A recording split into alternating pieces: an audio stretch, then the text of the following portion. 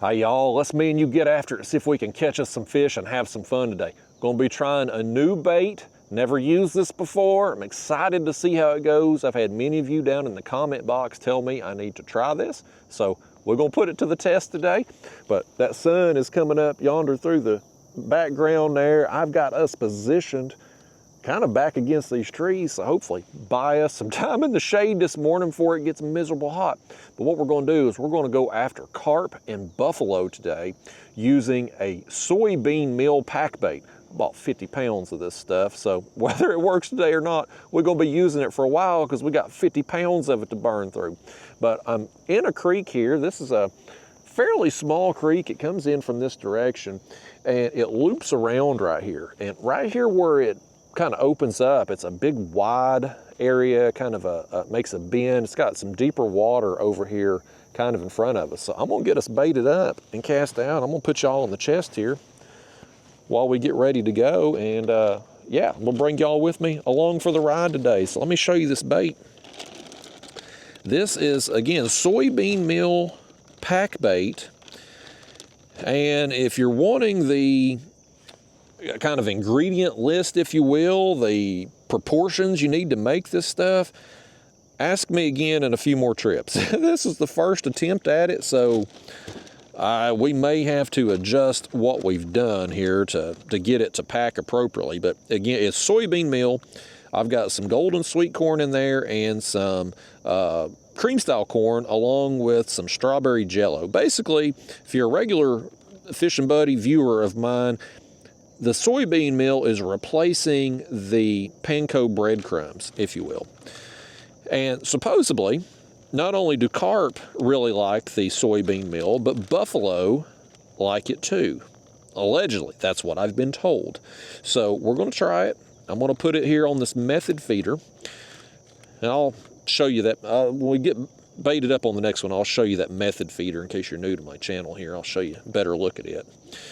But we're going to pack it on best we can. This stuff's a little dry. I apparently don't have my mixture appropriate right now. Again, it'll be a work in progress while I get things dialed in. But we're going to have that on the method feeder.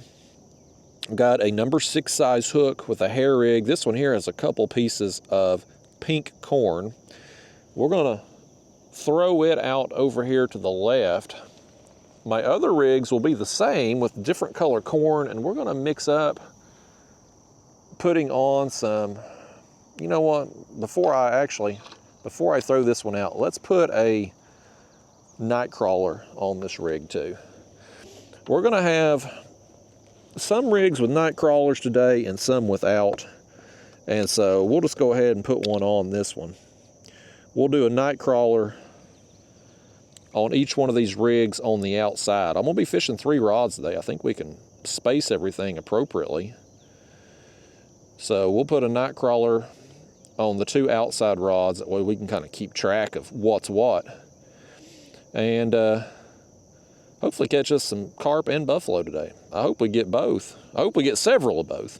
Now, we may have to wait a little while this morning before we get the first bite. This creek, the part that you come in on over here to the right is pretty narrow. And I had to motor right across the top of that area. So undoubtedly, I have probably spooked some fish. Well, that pack bait, I mean, it felt a little dry, but it casted okay. So we'll go with it. But undoubtedly, I probably spooked some fish. So it may take a while to kind of get them back in here and get them feeding. But fortunately for you, I've got plenty of stories to tell. Life has been happening at a very fast pace, y'all. Had a lot of stuff go on. So we got a lot of stuff to talk about. Daphne the dog, YouTube's favorite animal, she's been out of control. I'll show you what she's done to my foot and tell you the stories about her. I hit Bambi with my car, so I got that story to tell. All kinds of things have either been stolen or attempted to be stolen, so we got a lot of that to cover. I damn near lost my whole YouTube channel, y'all. I damn near got ripped off. It almost happened. Crazy stuff happening in the world today. But we're going to cover all that. So here's this rig. And I forgot to show you that dang method feeder before I started packing it. The next one, I promise. But there it is. We're gonna just have that rig with just the plastic corn on the hair rig on that one, no worm. We're gonna throw it over here kind of toward the middle. Yeah, once again, that pack bait held up there on the feeder. It didn't throw off. First time I've ever used soybean meal. People have suggested it for a long time, but I had to order it. Nobody around here stocks it, none of the farm stores or co-op or anything. So here's a better look at this method feeder. It's just a coil feeder there. You pack that pack bait on around there, and the coil and the wires around it kind of helps just hold it in place, which a day like today where our mixture's kind of dry, it is helpful to have that. And then you've got just a short leader down here with your hook and in this case I'm using a plastic bait there, plastic corn. The plastic holds up a lot better than putting actual corn on there, which you can put actual corn on the hook, but I want to have, on these rigs, I want to have a combination of both. I want to use the worms and I want to use the plastic bait there, just in case the worm, I mean, we've got turtles out here, we got bluegill, sunfish, etc., that could be picking on those worms and possibly ripping them off. If that happens, and a carp or buffalo or catfish comes along, we got that plastic bait on there, we've at least still got something to attract them there for the hook, potentially, versus just sitting there with a bare hook if we were only using the worms. Let me get this other night crawler on here. We'll cast this out and we will be in business, folks. We'll have all three rods out and we will just be playing the waiting game, baiting and waiting, if you will. Well, looky here, we about to lose our whole daggone reel handle off. Did y'all sabotage me this morning? Is that what it's done? Need to check your gear before you come out here. Make sure you don't have a malfunction. That would have been one for the blooper reels right there, folks. So there it goes, off to the right. So, got all three baits out. Hopefully got enough space between all of them that we won't have any potential issues with tangles in the event we get some fish running side to side, which you know how these carp are, man. They hit and they bolt, buddy. They take off. So I hope we're in for a treat today.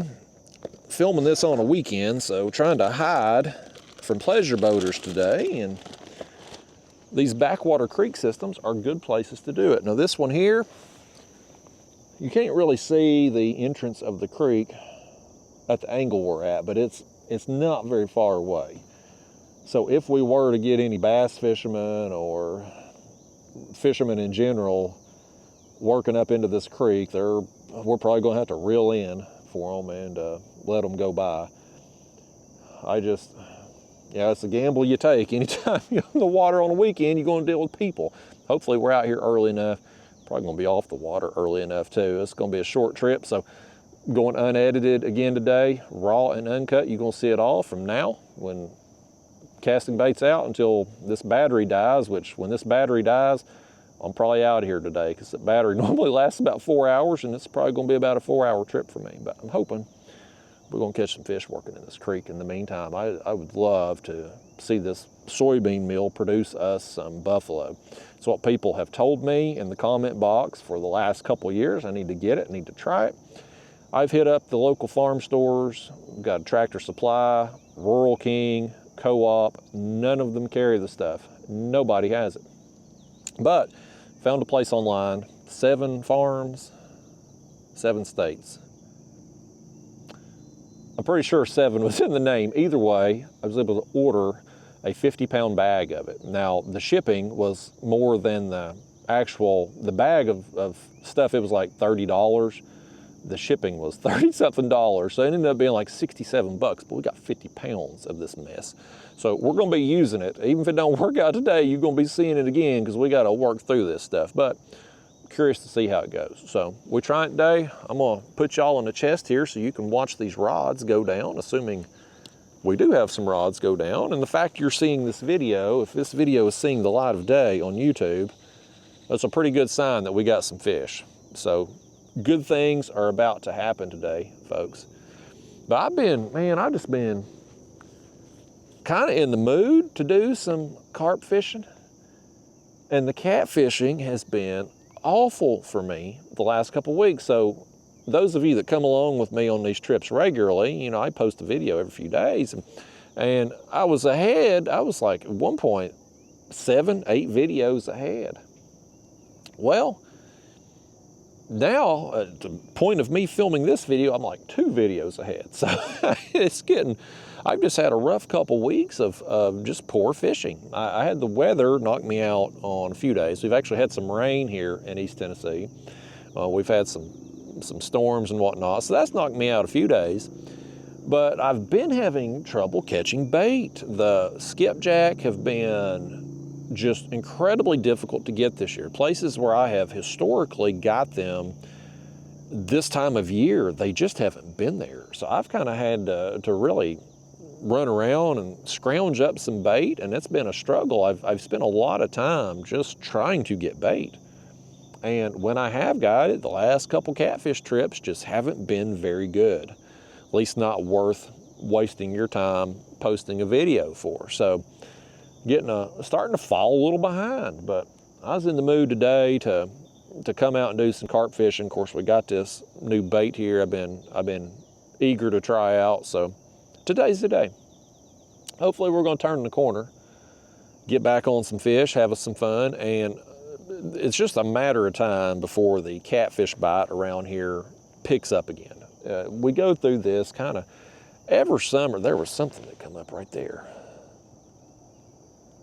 I don't know what that was, but it'd be really nice if that was a carp coming up.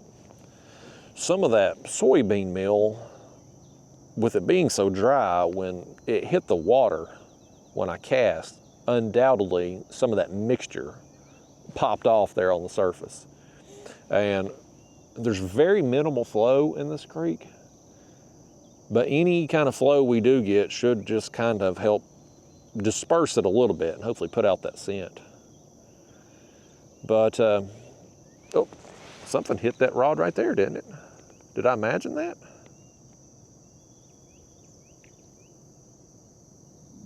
I don't think I imagined that. I think something hit it. I was trying to say, though, we go through this every year, the catfish.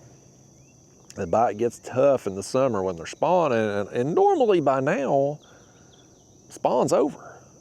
You start catching a lot more fish. They'll be all beat up. They'll be marked up just from defending their nests.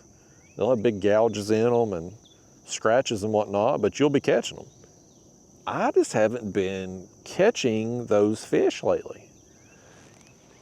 I'm not getting any fish that are marked up. It's just been, I don't know if I'm in the wrong place, wrong time, or if maybe they're just not off the nest yet. I don't know.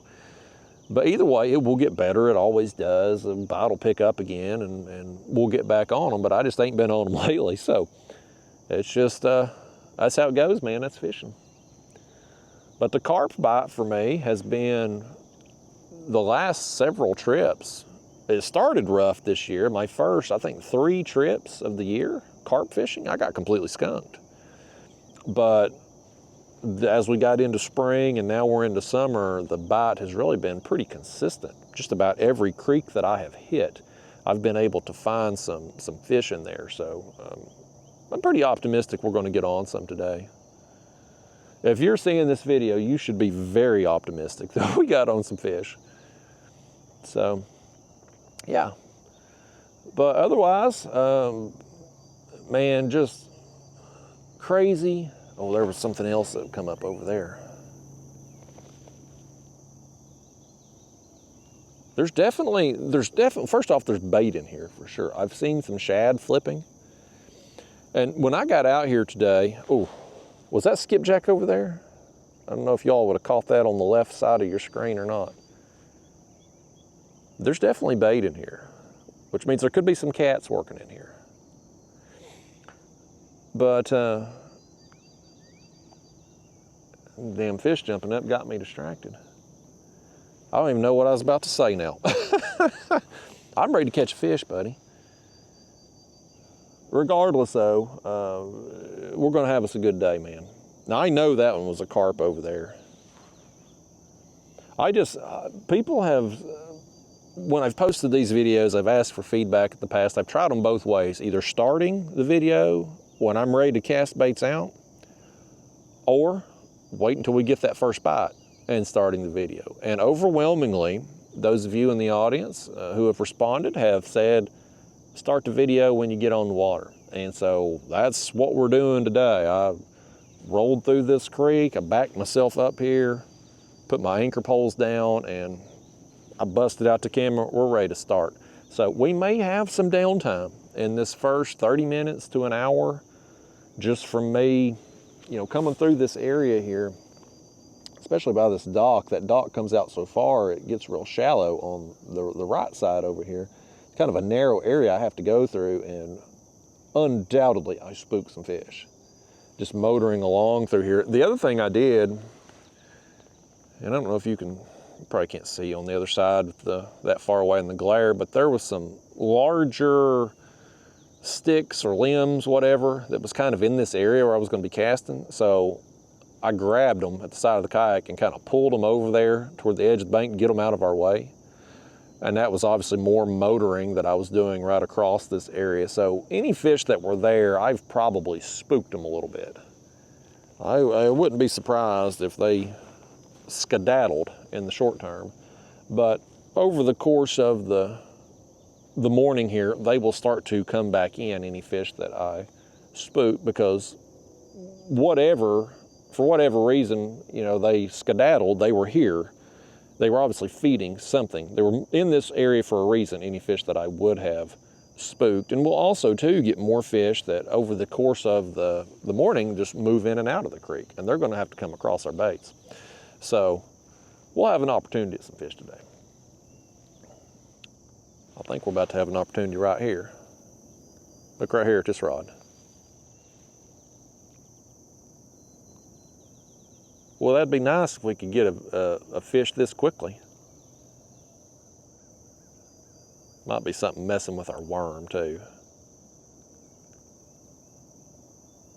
That rod tip's just a wiggling. It's a wiggling like that worm on the hook. I don't care what we get to start with, carp, buffalo. Don't want a channel cat, and don't want no turtles. Whatever else we get, I'd be happy with it, just to get the skunk out, man, get fish number one. I think that's something messing with our worm. He's tugging on it a little bit though. Sometimes, here's something I've noticed, and take this with a grain of salt, because I'm not an expert when it comes to buffalo. But some of the buffalo that I have caught have been very peculiar biters. Like oftentimes they will sit there with the bait instead of, you know, carp hit it and run, man. They bolt, they take off full speed. Oftentimes in buffalo will just sit there with it, or you won't even necessarily know that they've hit it. You'll just see slack in your line. It's like they pick up your bait and come towards you. And I don't know why they do that, but when I see a bite like we were getting, it's like, well, it could obviously be a bluegill, it could be a turtle, or it could be a daggone buffalo sitting there messing with it. Now that was on one of our worm rigs, and a lot of the buffalo that I have caught, that's one of the reasons why I've been using worms so much the last few trips, is because we've had so much success with the buffalo on the worms, getting the carp on there too. But the buffalo specifically have been caught a lot on the worms. My PB buffalo came on a worm. So we're going to stick with this setup for now. 2 worm rigs, 1 without. I want to go 1 without because There was one trip last month, maybe a little bit longer than that, maybe 6 weeks ago at this point. Days run together, you know. But I had a morning where the buffalo was just, it was the best day I'd ever had as far as numbers of buffalo caught. It was one after another after another. But I only had one tub of worms with me. And I ran out. And when I ran out, there was another big splash. When I ran out of worms, I stopped catching buffalo. But I started catching carp. And so I don't know if the buffalo had just moved out and the carp moved in, or if the carp had been there all along and they just weren't interested in the worm that day. And when I started casting baits out without the worm, then they started biting. I don't know. But either way, we'll try a combination of both here to start. With us being able to fish 3 rods in this area, and truth be told, I might have could have brought a 4th. This area is so wide, we could have maybe put the 2 on the outer edges here a little further away. You know, I think we would have had enough space, but I couldn't remember coming up here. I fished this spot back in, I think it was March or April. There's a video on my channel. It was an edited video I done. But I fished this spot and the water was still down. And so I was kind of fishing on the bank. I had brought the kayak up on the bank and was able to walk over here. This area we're in now was just, you know, the water was lower, so we were able to just get out and walk. And so I had thrown out over here in kind of this bend, and man, it was a lot of fish that day. The bite was on when I got here. It was one after another. So I was curious, you know, I didn't know if that was just a right place, right time, you know, the spring bite, early spring bite, there was maybe a lot in here, or if they kind of hang out in this area all the time. We'll see, I guess. We'll find out as the morning goes on. Some of the fish I got on my last carp trip were pretty skinny. Like they seem pretty spawned out. I don't know how many times carp spawn. I know I see them early spring.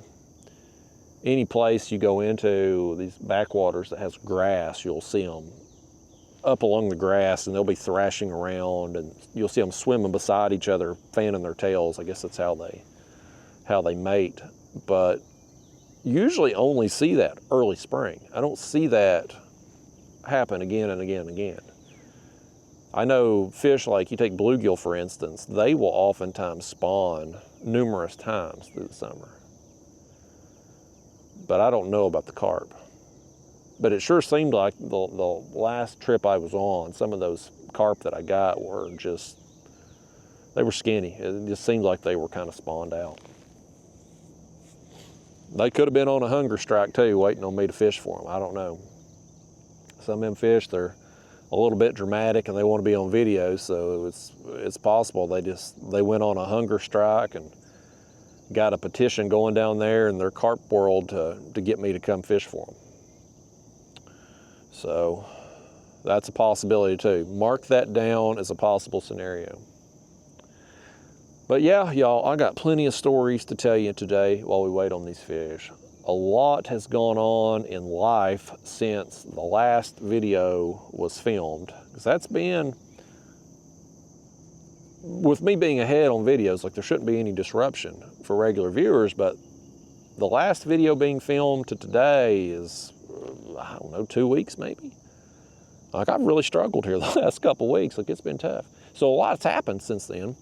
The one thing, Ro, following up on the last video, which should have been a trip with Daniel down there in Chattanooga. Interesting thing happened down there.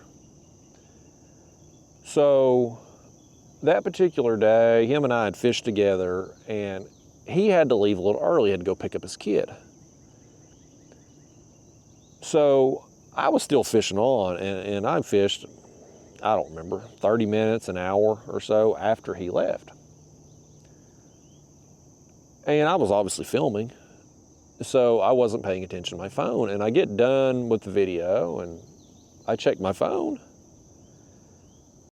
and much to my surprise, Daniel has not only texted me, but he's called me. Now, I got some friends, with friends like mine, who needs enemies, but I've got some friends that will purposely try to call and message me when they know I'm filming just to try to mess me up or throw me off or something. They get a kick out of it. Daniel ain't one of them people. Like, he don't do that. So I knew the fact that he was calling and messaging me while I was filming, like something was up. And so I click on his message first, and it's a picture of a trailer, like a boat trailer, just sitting there, like not hooked to a vehicle or anything. I thought, oh, what the hell is this? And so I call him. Well, come to find out, when he got back to the boat ramp that day, there was a bass fisherman in a bass boat that got back to the dock kind of the same time he did. And that bass fisherman's truck had gotten stolen from the boat ramp while we were out there fishing. True story. Apparently the thieves, his trailer was locked to his truck with like what do you call them things? Hitch locks. You know, where your trailer connects onto the ball and you flip that lever over, there's a lock. I got one on mine, but there's a lock that goes there. Normally, those hitch locks kind of protect you from people stealing your trailer. But these thieves apparently cut his lock, undid the trailer, left it sitting in the parking lot, and stole the daggone truck, man. And I thought, boy, that's ballsy, because that particular ramp, it's pretty busy. I mean, there were several people there that day. Boats and me and Daniel and just recreational kayak fishermen and stuff. Like there were several people there that day. Now, I have had people tell me before that ramp has been problematic in the past, that people have been ripped off and had cars broken into and stuff. Honestly, I didn't believe them. I just kind of thought it was a way of them trying to deter me from fishing down there, because people, I'm gonna kick back and relax here. Let me see if I can get y'all on the right angle to watch these rods while I'm relaxing a little bit. When you have a YouTube channel, especially when you get some views, like my channel's doing pretty good.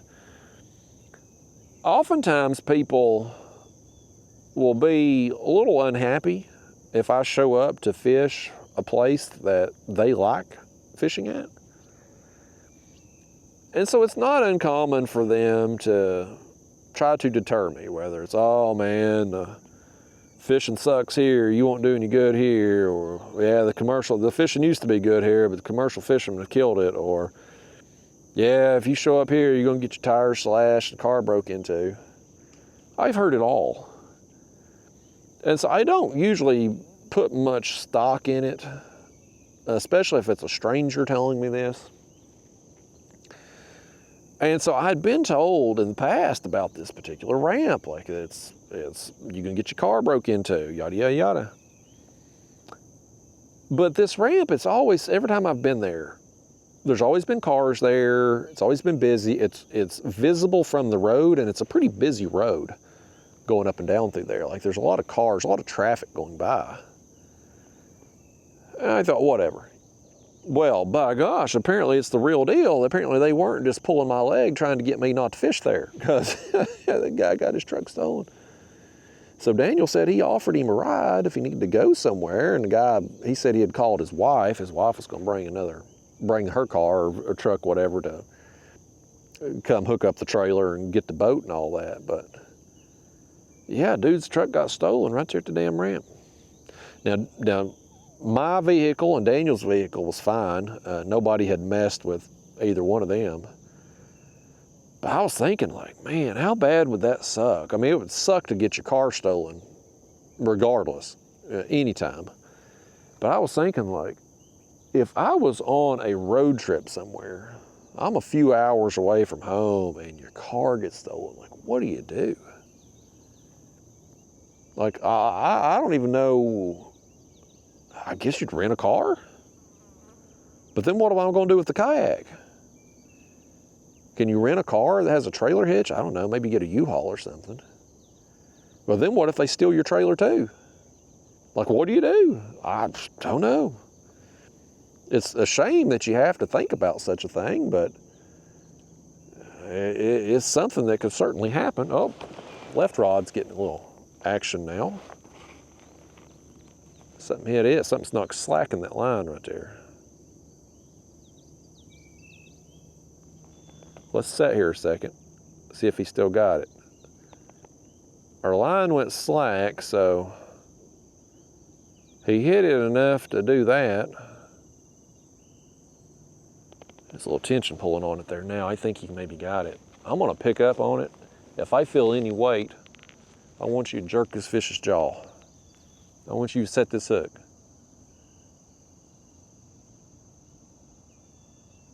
He's got it, he's got it. I don't know what he is, but he's got it. I fear it might be one of them pesky channel cats. Oh, it is. Lord. He knocked slack in it, and I was excited for a second. I thought maybe, possibly, it might have been a buffalo. Instead, we're still skunked. These channel cats, especially a channel cat this small, it don't count. Don't count for me anyway. Does it count for you, channel cat? He said he don't even count himself. I'm gonna need you and your channel cat friends to leave my baits alone today, channel cat. There you go. All right. Well, first hookup is a bit of a disappointment. Apparently, soybean meal does not deter channel cats. Let's get that. Let's get us another worm on here in a minute. I swear this pack bait feels really dry, but I mean, it casted okay. Probably fall off that feeder a little quicker. I'm gonna try to get a big glob of it on here this time. That way we'll have a little bit more scent in the water. Probably give it another 30 minutes maybe. We'll reel these others in, rebait.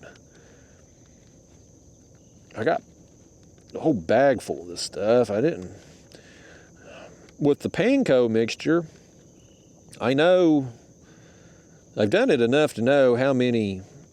I use 4 cans panko. 4 cans panko, 2 cans of corn. Half a box of Jello. Like, I got that dialed in for what works for me. With the soybean meal, I kind of just had to, we're spitballing it out here. We're just experimenting. I'm gonna have to tinker around with it a little bit. Give me 3 or 4 trips though, and I'll have it dialed in. Okay. Got us a nasty old worm on there. Let's see if we can cast this back out. We'll see how this one casts with that extra. Yeah, I mean, it did okay. So far, so good with the casting. These rods, I've mentioned this before, but these are the original chopstick rods from Catfish Sumo. They're a lighter action catfish rod. And they've got a real soft tip on them. So when you casting pack bait, that soft tip kind of allows you on the cast to lob it, and it's less likely to throw off the pack bait. I had a person comment recently on a video, and they was asking me if I could use my catfish rods, my gollywhopper rods, for the carp. And, you know, you certainly could. I mean, you can use any rod for carp fishing. But I'll tell you what I told him. I said, my Signature Series rod there, it's designed for catfishing. Specifically, it's designed for suspend fishing for catfish. So, I mean, you can use it for other catfishing applications, but I had that rod made with a stiffer tip because, well, suspend fishing's my favorite way to fish, and it's what I spend the bulk of my catfishing time doing. So I want a little bit stiffer tip to not only support the heavier sinkers that I use when I'm suspending, but also too to kind of get those better hook sets with these circle hooks. When a catfish, when I'm suspending and a catfish comes up and eats that bait, not only are they loading up the rod, but they're also taking the side of the kayak over a little bit. And then when I go to lean to grab the rod, my body weight is taking the side of the kayak over. So if you've got a softer tip rod, it's just one more hurdle you have to get over in order to get a good hook set on that fish. Because you know, those circle hooks, they need pressure to there was a carp jumping up. Those circle hooks need pressure to turn and ultimately hook that fish. And so I like the stiffer tip. I use thinner gauge wire hooks. Try to do everything that I can to ensure that I get those good hookups in the kayak. But while that's great for suspending for catfish, that stiffer tip's gonna negatively impact you when you're carp fishing. It's gonna make it difficult to cast the pack bait. You're gonna throw a lot of it off the feeders there on the cast, because it's gonna be more of like a herky-jerky type thing there with the stiffer tip. The other thing it's gonna negatively impact you with is that initial surge that the carp make. When they first hit that bait and run, these rods here, these chopstick rods, they kind of, that softer tip will absorb some of that initial surge. If you got a rod with a stiffer tip, you're more likely to rip that hook out of the carp's mouth, because you're using small hooks for carp, and the carp's mouth they're not like a catfish mouth. That's a tougher meat, or you take a bass, for instance, where oftentimes you hook a bass, like you get behind that bone, right? It's not like that with carp. Their mouths are real soft and fleshy. So if you got your drag set too tight or a rod tip that's too stiff, you'll rip that hook right out, or they'll rip it out on that initial surge. So I don't feel like those rods, you know, my signature rods, they're great for catfishing. Highly recommend them, but they're not the best rod for carp fishing. So hopefully if some of the others out there have that kind of question, or have wondered why I don't use my same catfish rigs for my carp rigs, hopefully that'll answer you. Now, as far as the spinning versus conventional tackle with the carp, personal preference really.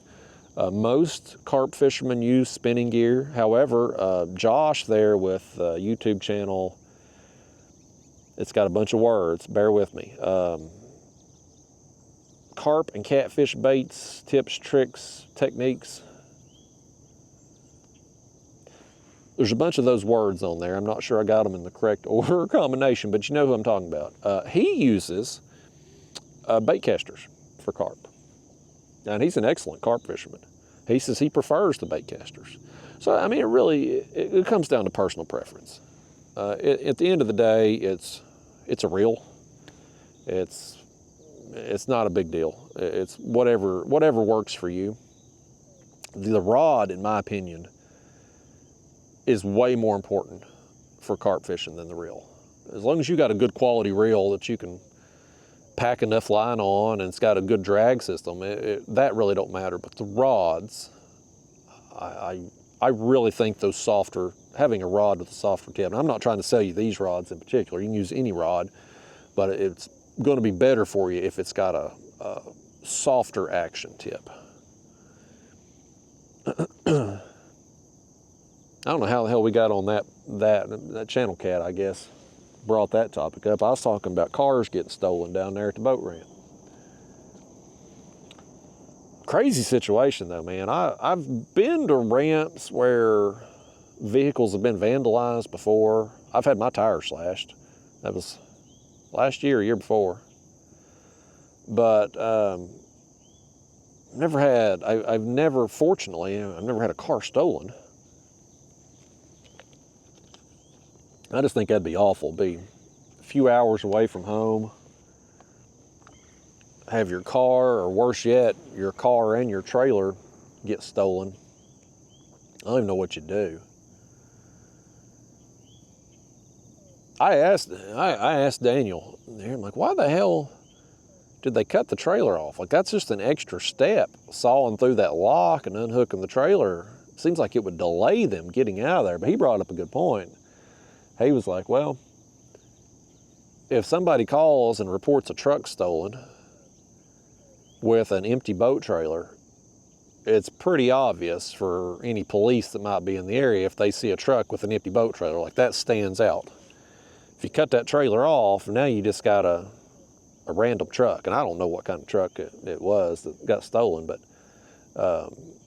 it certainly makes sense. It was a lot less obvious for the getaway. And I guess these guys, man, I guess probably a professional operation. And I don't know if you should use the word professional. I mean, they kind of are. Oh, big run, big run. Well, here we go, buddy. Oh, he pulled free. Did I tighten down too much? Crap-ola. I guess I tightened down too much, man. He didn't even get the worm. Dang, buddy, he nailed it, didn't he? That is what we're out here for, folks. Like, that is what we want, man. Dang. Well, I'm awake now. I don't know about y'all. I'm awake. Let's get another one out there. Well, thankfully, left the worm on. At least if he's going to break our hearts, he didn't steal from us too. I'll tell you another story about getting stolen from in a minute. I'll tell you two stories about that. I got a follow-up from the American guy who stole from me. And I'm going to tell you how I almost got my entire YouTube channel stolen, and how some people are. Maybe this, for those of you that's got YouTube channels that are watching this video, I'm going to give you a little pro tip to keep you from getting ripped off, because there's some scamming going on right now, and it is a professional operation doing it.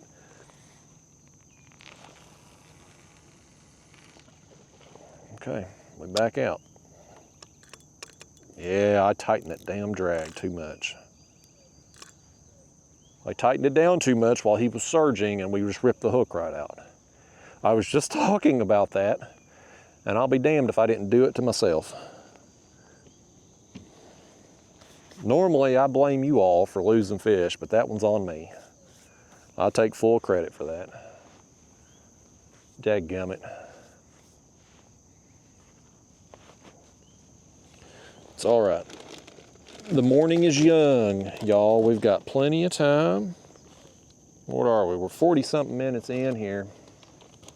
So it's time. It's time for these fish to maybe start moving back in, the ones that I potentially spooked. I'll tell you what, let's do. Let's just go ahead and spruce up these baits.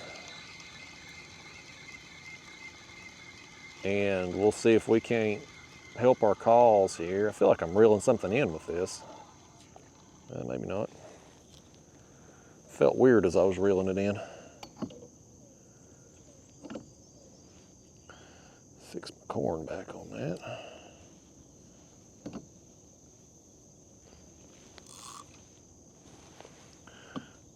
All right.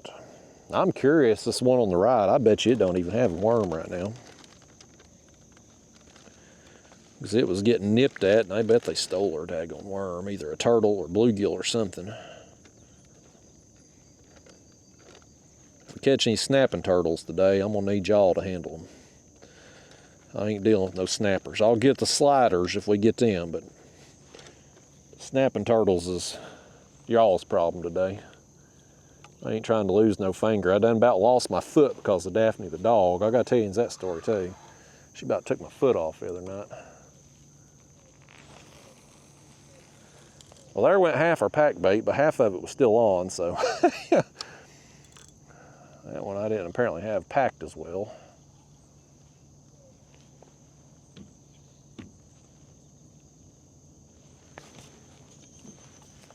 Let's get this one over here too. See if we still got a worm.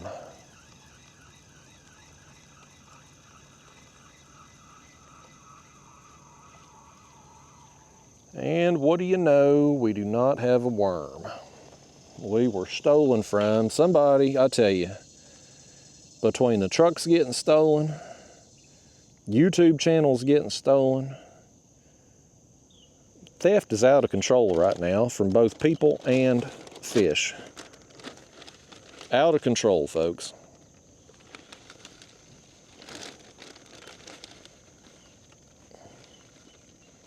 Pack this on there a little better. It's just too dry. I gotta get my mixture dialed in. Dry as a popcorn fart, they say. That's the old saying.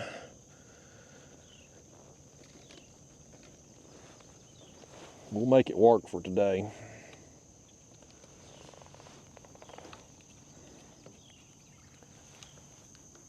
Okay.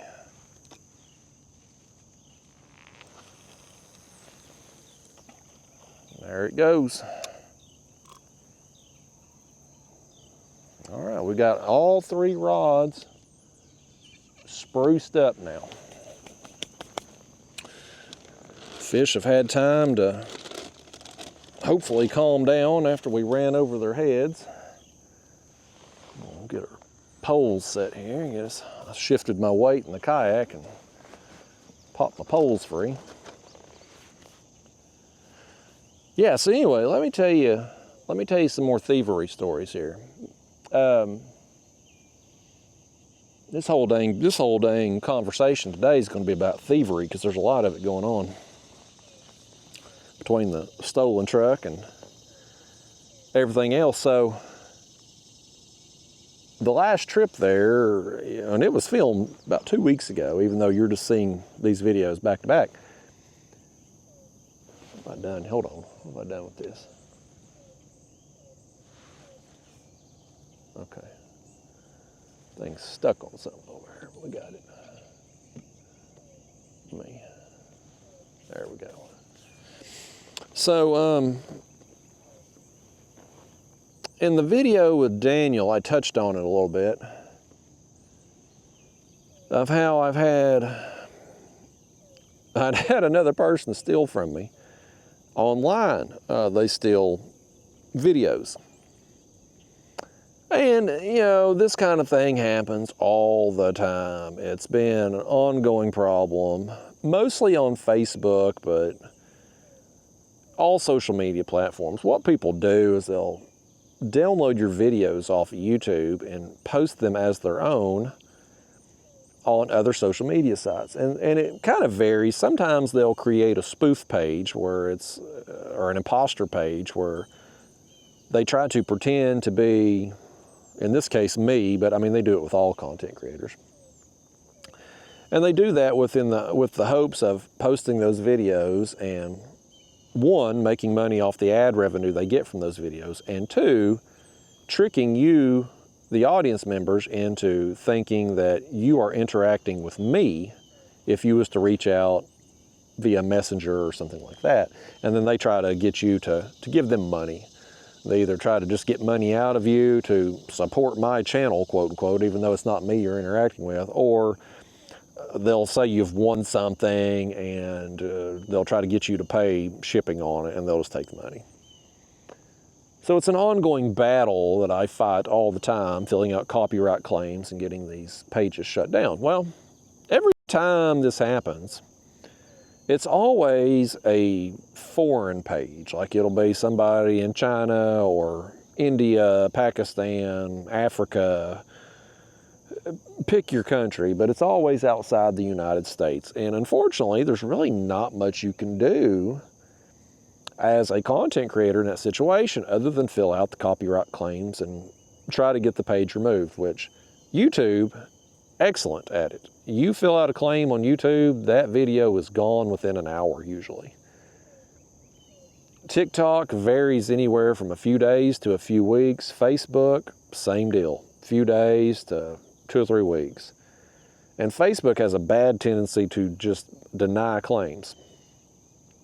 Even though their forms are filled out appropriately, I provide more than enough proof that I own the content. Still, they just deny a bunch of claims. But anyway, I had a situation pop up recently where someone had stolen a video of mine. And this particular post, he had posted 3, it was the same video, he had posted it 3 times. At least on Facebook anyway. He had also posted it on YouTube and his TikTok. So 5 copyright infringements, if you will. And I'd shout this person out, but honestly, I get tagged in so many of these damn things. I can't remember who it was on this particular instance, but one of you all there in the audience there, and thank you to whoever done it, tagged me in this post on Facebook. And that's how it was brought to my attention that this video had been stolen. And so I do what I typically do in this situation. I replied to the person who had tagged me and just said, thanks, I'll report the copyright claim. You know, standard procedure, just thank the person who had let me know about it. Well, much to my surprise, the person who runs the page responded. They responded to me, and they responded to the person who had tagged me. And he responded with like a paragraph too. I mean, it was a substantial response. Oh, big splash over there, that was a carp. We've got them in this area right here, folks. It is a matter of time before they find our baits and we tear them up. It's coming. It's coming, folks. That was a nice fish right there that jumped up. I was looking that way and saw him, right time. But this guy responds with this paragraph, and I'm like, boy, his English is pretty damn good. You know, most of the time you don't get any response. And if you do, the English is it's like English is second language, where you can kind of make out what they're saying, but the words don't flow appropriately, the grammar's bad. You know how it is. You can tell usually when somebody doesn't speak English as the main language. Well, this situation, it was pretty obvious that English was the primary language. And the grammar overall was pretty good. And I thought, well, that's interesting. So I start scrolling through the page a little more. And I'm like, I think this is a real person. Because a lot of these accounts, they're fake. They're fake accounts. They use fake pictures, fake names, all that. I'm like, I think this is the real deal. Like, I think this is a real person in America who was stolen from me. And this was on his fishing page he had made. But just scrolling through, I was very quickly able to figure out his real name and find his real Facebook. And I'm not like, my internet detective skills, it's not like some of these women, okay? I mean, like, I've got some ex-girlfriends that can find out anything about anybody online. Like, you know how women are. No offense to any of you ladies in the audience, but when y'all want to find out something about a man, by God, you're going to get your information. You're like Law and Order SVU detective level skills. I'm not that talented, but you give me a little time, I can scroll through and find a few things. So very quickly, I found out this guy's name, his personal profile on Facebook. I got his email address, his phone number. Like, he's got a lot of information on there. And I thought, boy, this guy's really ballsy stealing from me in America, because, well, you can't really do anything about foreign people In America, copyright laws will protect you. Like it's a big deal. As our middle rod here is getting a little action. Our line's jumping a little bit. That's the one without a worm, so that means something's over there at our pack bait. Maybe its tail is hitting the line as it snoops around the pack bait. I think this rod might go down right here in a second. We had that big carp kind of come up over there in that area. I'm not saying that's him, but it's very possible that he's in that area. And it could be something else too. I mean, hell, it could be a turtle, it could be bluegill over there messing with it, but oftentimes when I see that happening with the line, especially if there's not a worm on there for them to be pecking at, a bluegill's not going to peck at that plastic corn on there. Neither is a turtle. So what I just assume is that there is a fish kind of in that chum pile, and as it's kicking those crumbs up there, the soybean meal and corn and stuff, as it's kicking it up, its tail hitting that line. I could be way off base with that. We'll see if he hooks up in a second. Y'all just sit there and keep watching that rod. You holler if I need to pick up on it and set the hook. Hopefully he'll just take off 100 miles an hour. So anyhow, this guy, we've established he's American. He's got 5 instances now of copyright infringement. And this guy starts he's replying to me and the person who tagged me, and he's almost antagonizing me. He's taunting me to try to do something about it. And folks, I don't do well with that. You don't have to taunt me very hard. So I'm like, okay, I'm gonna go through the motions here. I filed the copyright claims, Facebook, TikTok, YouTube. Well, YouTube's down pretty much instantly. Within an hour, they got him going. TikTok took a few days. Facebook ended up being a damn week before they got around to it. But I was like, I'm gonna just sit back and wait and see what this guy does. Because as he's taunting me on his paragraphs he's writing, and that rod got hit.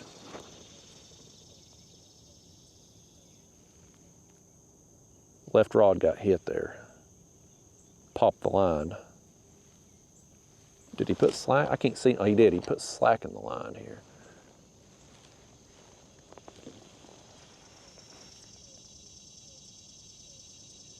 We have got fish around our baits, man. Oh. He's got it. He's got it. I went to just kind of reel up the slack, and he's got it. Oh, I fear this might be another channel cat. Y'all got to do something with your dang channel cats, man. I know some of you love them.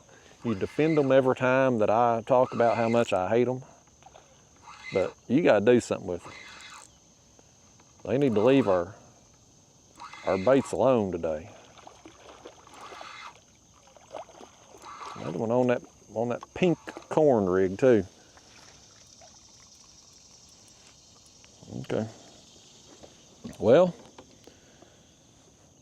3 bites now. 2 fish landed, and neither one of them count. It's got to get better from here, don't it, folks? All right, tiny old channel cat.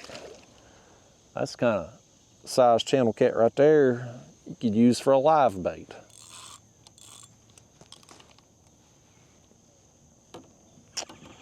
Well, let's do it again. Y'all gonna have to keep them channel cats away. I ain't fooling with them damn things all day. We're out here for carp and buffalo. Them channel cats, buddy, they'll just...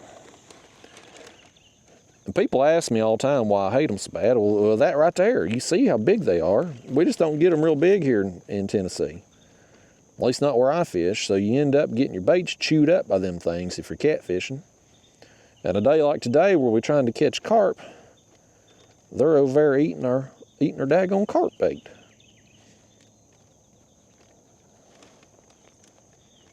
I want to catch channel cats. I'll go up to Sandusky Bay, by gosh, up there in Ohio, and catch some big ones. Those are actually fun to catch up there.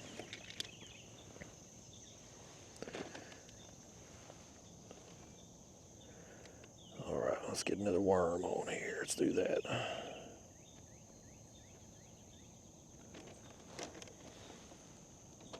I still hate that we missed that one that bolted on us there earlier. I felt like that was an opportunity for the fish that we're actually after.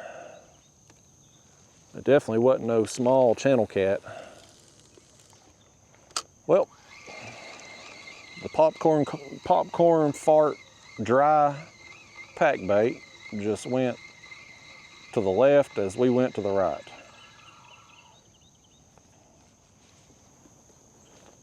Tell you what I'm gonna do this time. I'm going to wet my hand a little bit. Hopefully that'll help kind of mash this, get this pack bait to pack a little better. I won't put as much on this one either. Maybe it'll hold better between the water from my hand and not putting as much on. Maybe it'll do better. Can't do much worse than that last cast, can it? What a terrible cast that was. Much better. Okay. Maybe what we have to do is just wet our hand a little bit here before we put the pack bait on. That way it'll give it a little bit more moisture. It's just dry. I don't have my proportions mixed right. It'll get better. Most people don't get it right the first time. It takes a little experimenting. So, anyway, this guy's taunting me, and his dumbass, as he's taunting me, not only do I have him like dead to rights from the fact that he has stolen my video. It ain't like he shared my video, okay? He didn't take the link and share the link. He downloaded my video and uploaded it as his own. So he's not tagged me in the post. He's not giving me any credit for the video. He's just stolen the video, posted his own. And not only has he done that 5 times between the various platforms, but he's now admitted to it in the damn comment box. He's admitted what he's done. He's damn near taunting me to do something about it. So I was like, you know, I'm scrolling through this guy's Facebook page, and he ain't got a pot to piss in, man. He's clearly a bum. He's, you know, never amounted to nothing in life. And let's be real, if you're the type of person that's going to steal videos and try to make a few bucks on Facebook, you probably ain't the kind of person that's ever going to amount to anything. So I was like, you know, I'm going to let these Facebook claims get approved, YouTube claims get approved. We'll let him get hit with these, we'll let him get dinged with these violations and see if he don't change his tune. And in the meantime, while I'm waiting on them, I'm going to sit back and just watch and see if he steals more of my stuff. And I guess he changed his mind on it, because he didn't end up stealing any more from me, and all 5 claims eventually got approved, although it took a little while. He ain't run his mouth no more. So I guess he learned his lesson, maybe. At least learned that he was in the wrong. I'm gonna have to end up making an example out of one of these people, though. It's coming. The day's coming. I'm gonna have to make an example out of one of them. I thought it was gonna happen last year, year before, and I may have told this story before possibly, but there was a tournament director that had stolen my logo, part of it. whatever their tournament name was, they had used my Kayak Catfish logo. They had removed the kayak part and they had used the catfish for whatever catfish tournament thing theirs was. And again, somebody saw it and tagged me in it, and I reached out to the tournament director. I found him online and just politely but sternly informed him that I own the trademark to that logo, and he was infringing upon it, and told him to stop, basically cease and desist. And kind of the same situation as the guy I was just talking about. When I first hit him with that, he was a real prick about it and kind of defiant. But the next day I get a message from that tournament director. It's like, yeah, I'm gonna go ahead and take down your logo and blah, blah, blah, blah, blah. He claimed he found it online. Oh, here we go, here we go, here we go. Oh, this fish has run us across. This is what we want right here. He's run us across a log or a limb here or something. Oh, come on with that thing.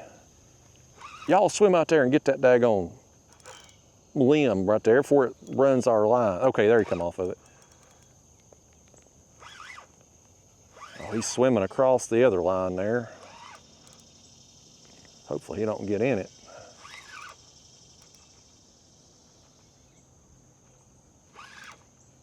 Where is he? Okay, he went across that line, but he didn't get tangled up in it. This fish has got skills. I think this is what we're looking for here though, folks. This is more what we're wanting today.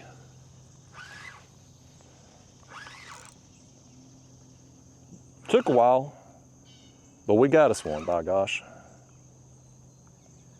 Where are we at on this mist right now? Over an hour. Over an hour. We just biding our time, man. At least I hope you're biding it with me. We got a couple channel cats that don't count. Had that one really nice run that I botched. And now this. So we've had a little action here to keep us entertained that first hour. Yeah. Old goldfish, old carp, old buglemouth bass, as some people call them. I just call them a good time when I call them. This one here is not too terribly big, but we'll take him. Come on in, you old carp. I ain't even got my front camera mount set up. Somehow I forgot to do that.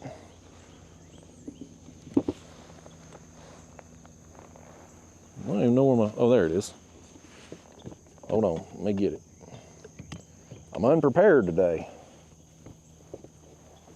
Camera mount had went so far up under my seat, I guess I just forgot to put it up.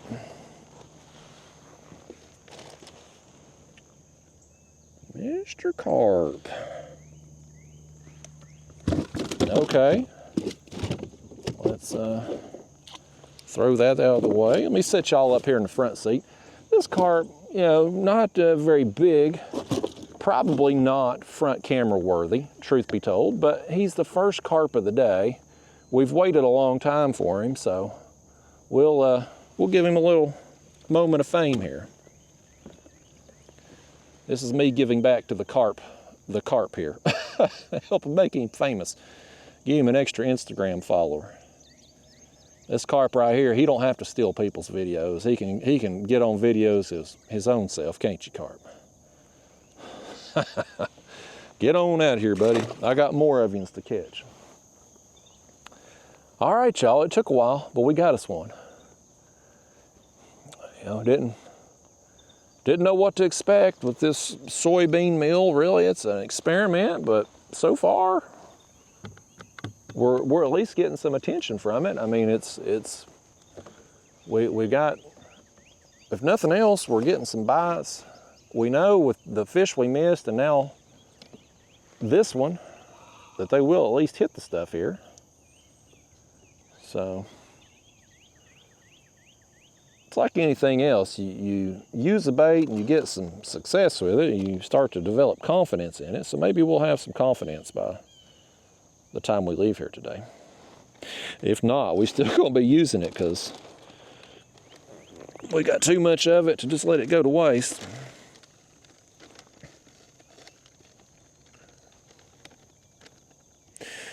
So yeah, that tournament director guy changed his tune the next day, and he claimed he had found my logo online and whatnot, and didn't know it was mine, and maybe he did. Maybe he's telling the truth. But if you're starting a business, a tournament organization, YouTube channel, if you're at a point that you need a logo, pay somebody and have it done. Because if you find something online,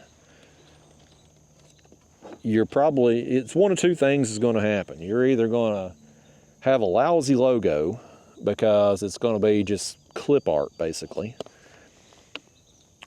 or you're going to get a logo that looks good, and if it does, it probably belongs to somebody else. And if that happens, if you steal somebody's logo, or unknowingly or not, it can cause you problems. So anyway, the tournament director guy, he ended up changing his tune, removing my logo. This other guy, and Daniel was all worried. I was talking about it a little bit in that last video, and Daniel was all worried about it. He's like, oh, I don't think you should talk about it. You know, this guy, your audience will go attack this guy, and then he'll end up suing you. And I'm like, Daniel, I ain't gonna tell the guy's name. It ain't like I'm weaponizing. There, I threw half the pack bait off. Half of it was still on. I think we had enough of it. We threw part of it off. I think enough of it was on to justify leaving that out. But I was like, you know, I ain't gonna be telling everybody, I ain't gonna be like telling y'all, go after this guy or anything. But we're at a point in this country where, and I know something as trivial as, at least to some of y'all, be like, well, he's stealing a video, what's the big deal? Well, it's the principle of it. You know, that video, my logo, my business logo here, is mine. And I don't want people profiting off of my work. I don't want them, definitely don't want them pretending to be me and ripping off people in the audience here. And unfortunately, today's time, today's society, there's just no recourse. Theft is just kind of, I mean, we see it in local stores and these retail stores, Walgreens, Walmarts, Home Depots, Lowe's, Targets. Like, a lot of these businesses are shutting down their stores in certain parts of the country because theft is so bad. They'll shut down stores. They will, you know, and here's the other thing about that, okay? Let's say you're in an area that theft's not a problem. Maybe you live in a nice town, a nice community, good people. You're still affected because these large chain retailers, the Walmarts, Targets, Home Depots, etc., when they experience theft in one part of the country, it affects their bottom line across the entire business. So what happens? Prices get raised. Not just in the location where the theft is going on, but across the country to overcome those losses. So we all pay the price of it. But when these retailers and personal individuals out there are getting stolen from, there's no recourse. The jails are full.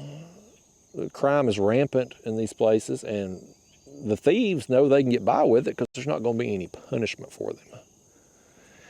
And so I guess I'm just old enough Some people call it old school. I guess I'm just, really what it is, you're just old. You grew up in a different generation where you didn't steal from people.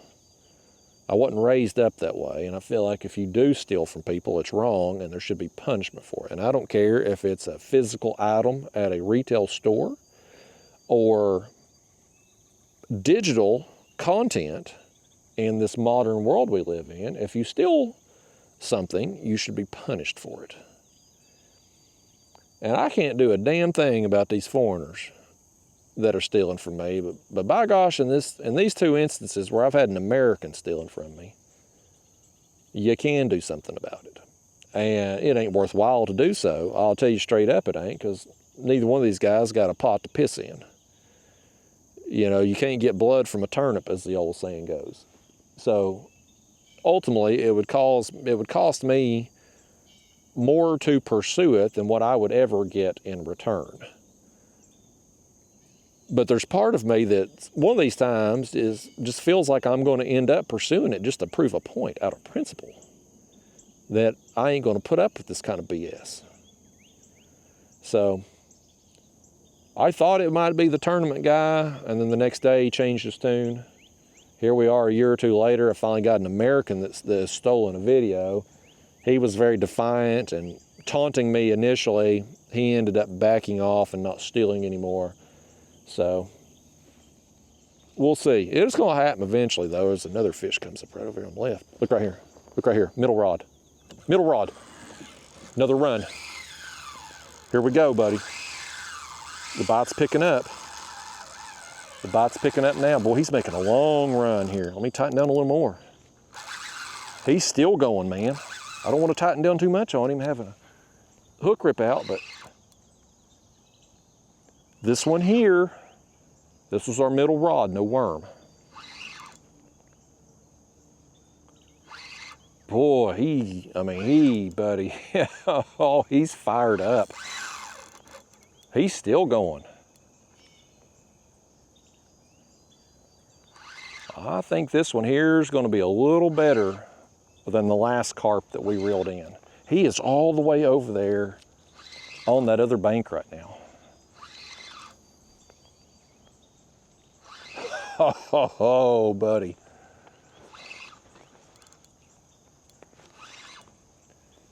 This is fun, man. This is what, oh, he's in that stick that the other one was in. He's in it now. One of you go out there and get that stick for me, would you? That thing is just, it's in the way. I moved them other sticks first thing. I guess that one's drifted down, or I missed. Oh, this right here. Did you see it? Something tugged on it. That was the one that we lost half the pack bait on the last cast.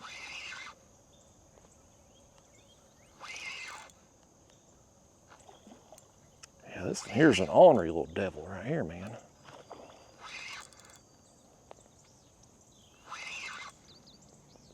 Come on up here, Carp. I want to get a look at you before you pop that hook. Look right here. Oh, he's going to take it, man. He's going to take it. We're going to deal with the one in the hand here for the time being. He ain't took it yet. He bent the rod over a little bit. Oh, we got a bee. Okay, he's gone. Well, I ain't trying to get stung out here today. This thing is going all the way behind me over here. Oh, he's going to go around my power pole right here, y'all. Look at this. Come here, fish. Get out from that power pole.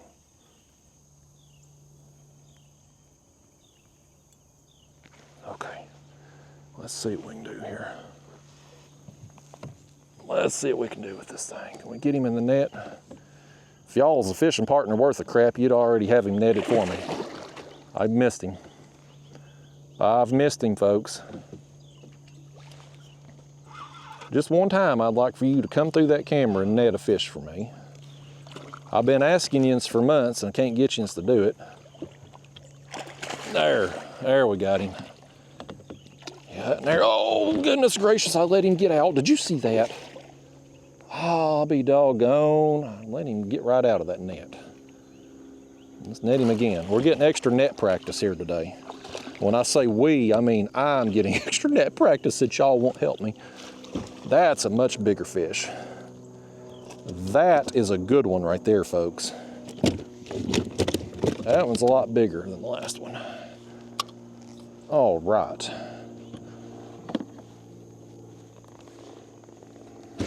Oh, easy, carp, easy. I'll take that hook back, please and thank you. All right. Well, let me put y'all up here in the front seat again. We'll make this fish here, we'll get him an extra Instagram follower too. No, if you'll behave now, carp. Won't you calm it down? How do you have any energy left? How do you do it, fish? Quit now, quit. There he is. Oh, no. I don't know how he's got any energy left after making that daggone run, but by gosh, he does. He's bigger than the last one, but he's not as big as what I thought he was. I thought he was several pounds bigger with just the extended length of the fight. But this is what we're here to get, man. We'll see you, carp. I'll give that in a fist pump, buddy. Nice. Let's get our net here behind us.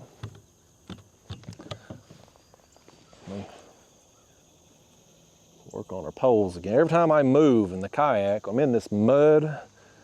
These poles drive down the mud, and every time I shift my weight, whether it's reaching over for a fish or whatever, the poles want to give. So I gotta adjust them back down. I just didn't want to, this grass here, we could probably pull up in this grass, but it looks like it could be snake infested, and I wasn't gonna chance it. So I'm like, I got these poles here. We're gonna use them. This rod right here got hit.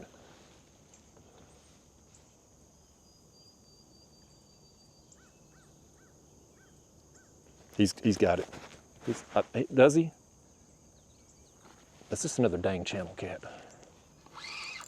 These channel cats are thick over here, man. Y'all gotta do something with these dang channel cats.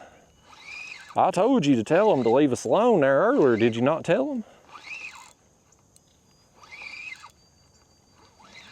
Yeah, it is. This might be smaller than the, oh, okay, he come free at least. Good.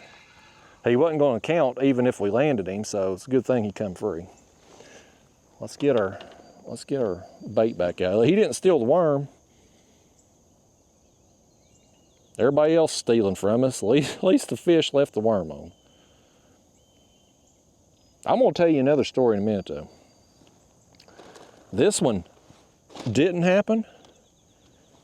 I didn't get stolen from in this situation, thank goodness. But I almost did. And they would have got my whole YouTube channel like they did a couple other people. I'll tell you that here. I'll get these baits back out. This situation is very scary. At least as a YouTuber anyway. It should be, I guess, scary for everybody, because I mean, they can use the same technology to get any of you, really. Let's get this back out first, though. I want to get these baits on here, see if we can, now that we got some fish finally back in this area and willing to eat. We don't want no more channel cats, but we're getting some carp now. And I want to get a bait out there and get it in their face, man. We get them feeding over there in that area. Every time we cast out, we're putting out more chum, putting out more scent, and so hopefully that's just going to keep them drawed in over there and keep them feeding. And we'll just keep throwing back out and adding to it and hopefully keep them there. I want to catch, it wouldn't hurt my feelings to catch a buttload of fish today. That last time I fished this spot in the spring, I don't know how many fish I got, but it was a bunch. But it was just one after another, like they were in here thick. And if I remember correctly, the bite was on pretty quickly that day. Like, even though I had motored through, if I remember correctly, the bite was on within a few minutes. So it definitely took longer today. But I mean, that's okay. That's just something I've come to expect with carp fishing. I'm gonna, since we threw off half the pack bait with this one and we're baiting these other two, let's just go ahead and redo this one too. I know you'll feel better about it if we rebait it. I want y'all to feel good. You'll sit here and worry about it if you don't. I know you will. That's how yous are. You've got the anxiety. Something's bit off half our worm anyway, so.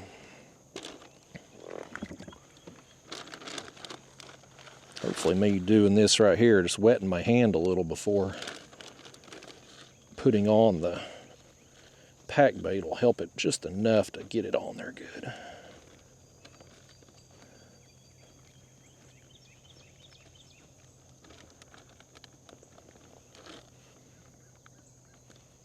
Okay, let's get us another worm.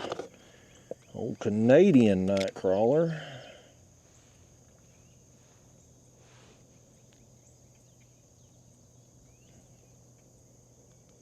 Dun, dun, dun, dun, dun. There we go.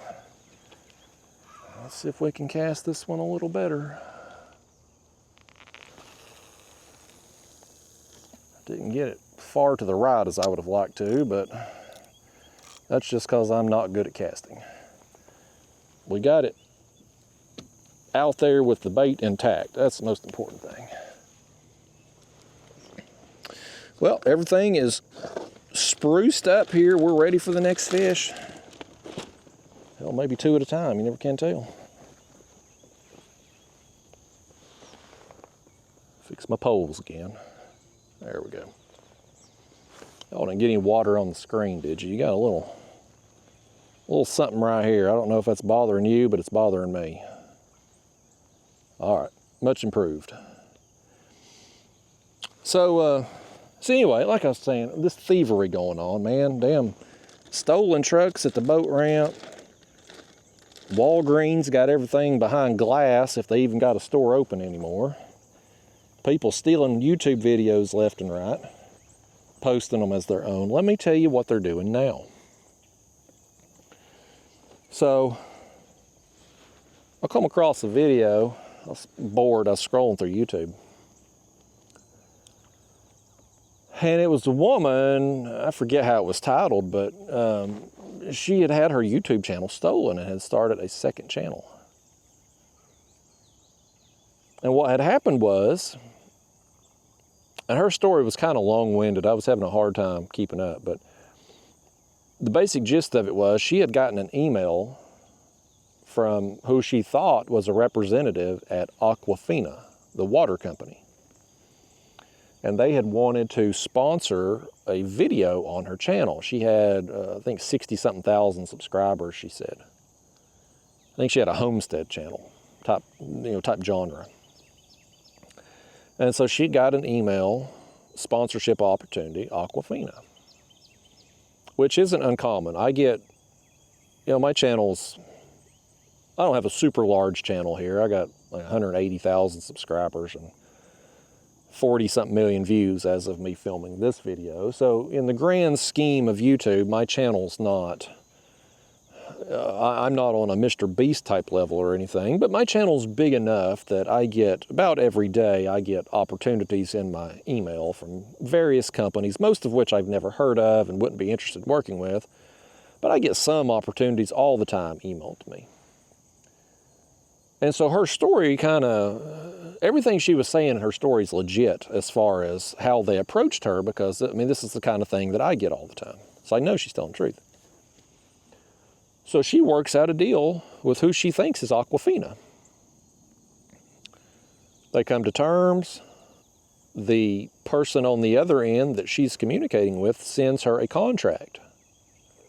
A standard procedure with these deals. I've done numerous deals like this.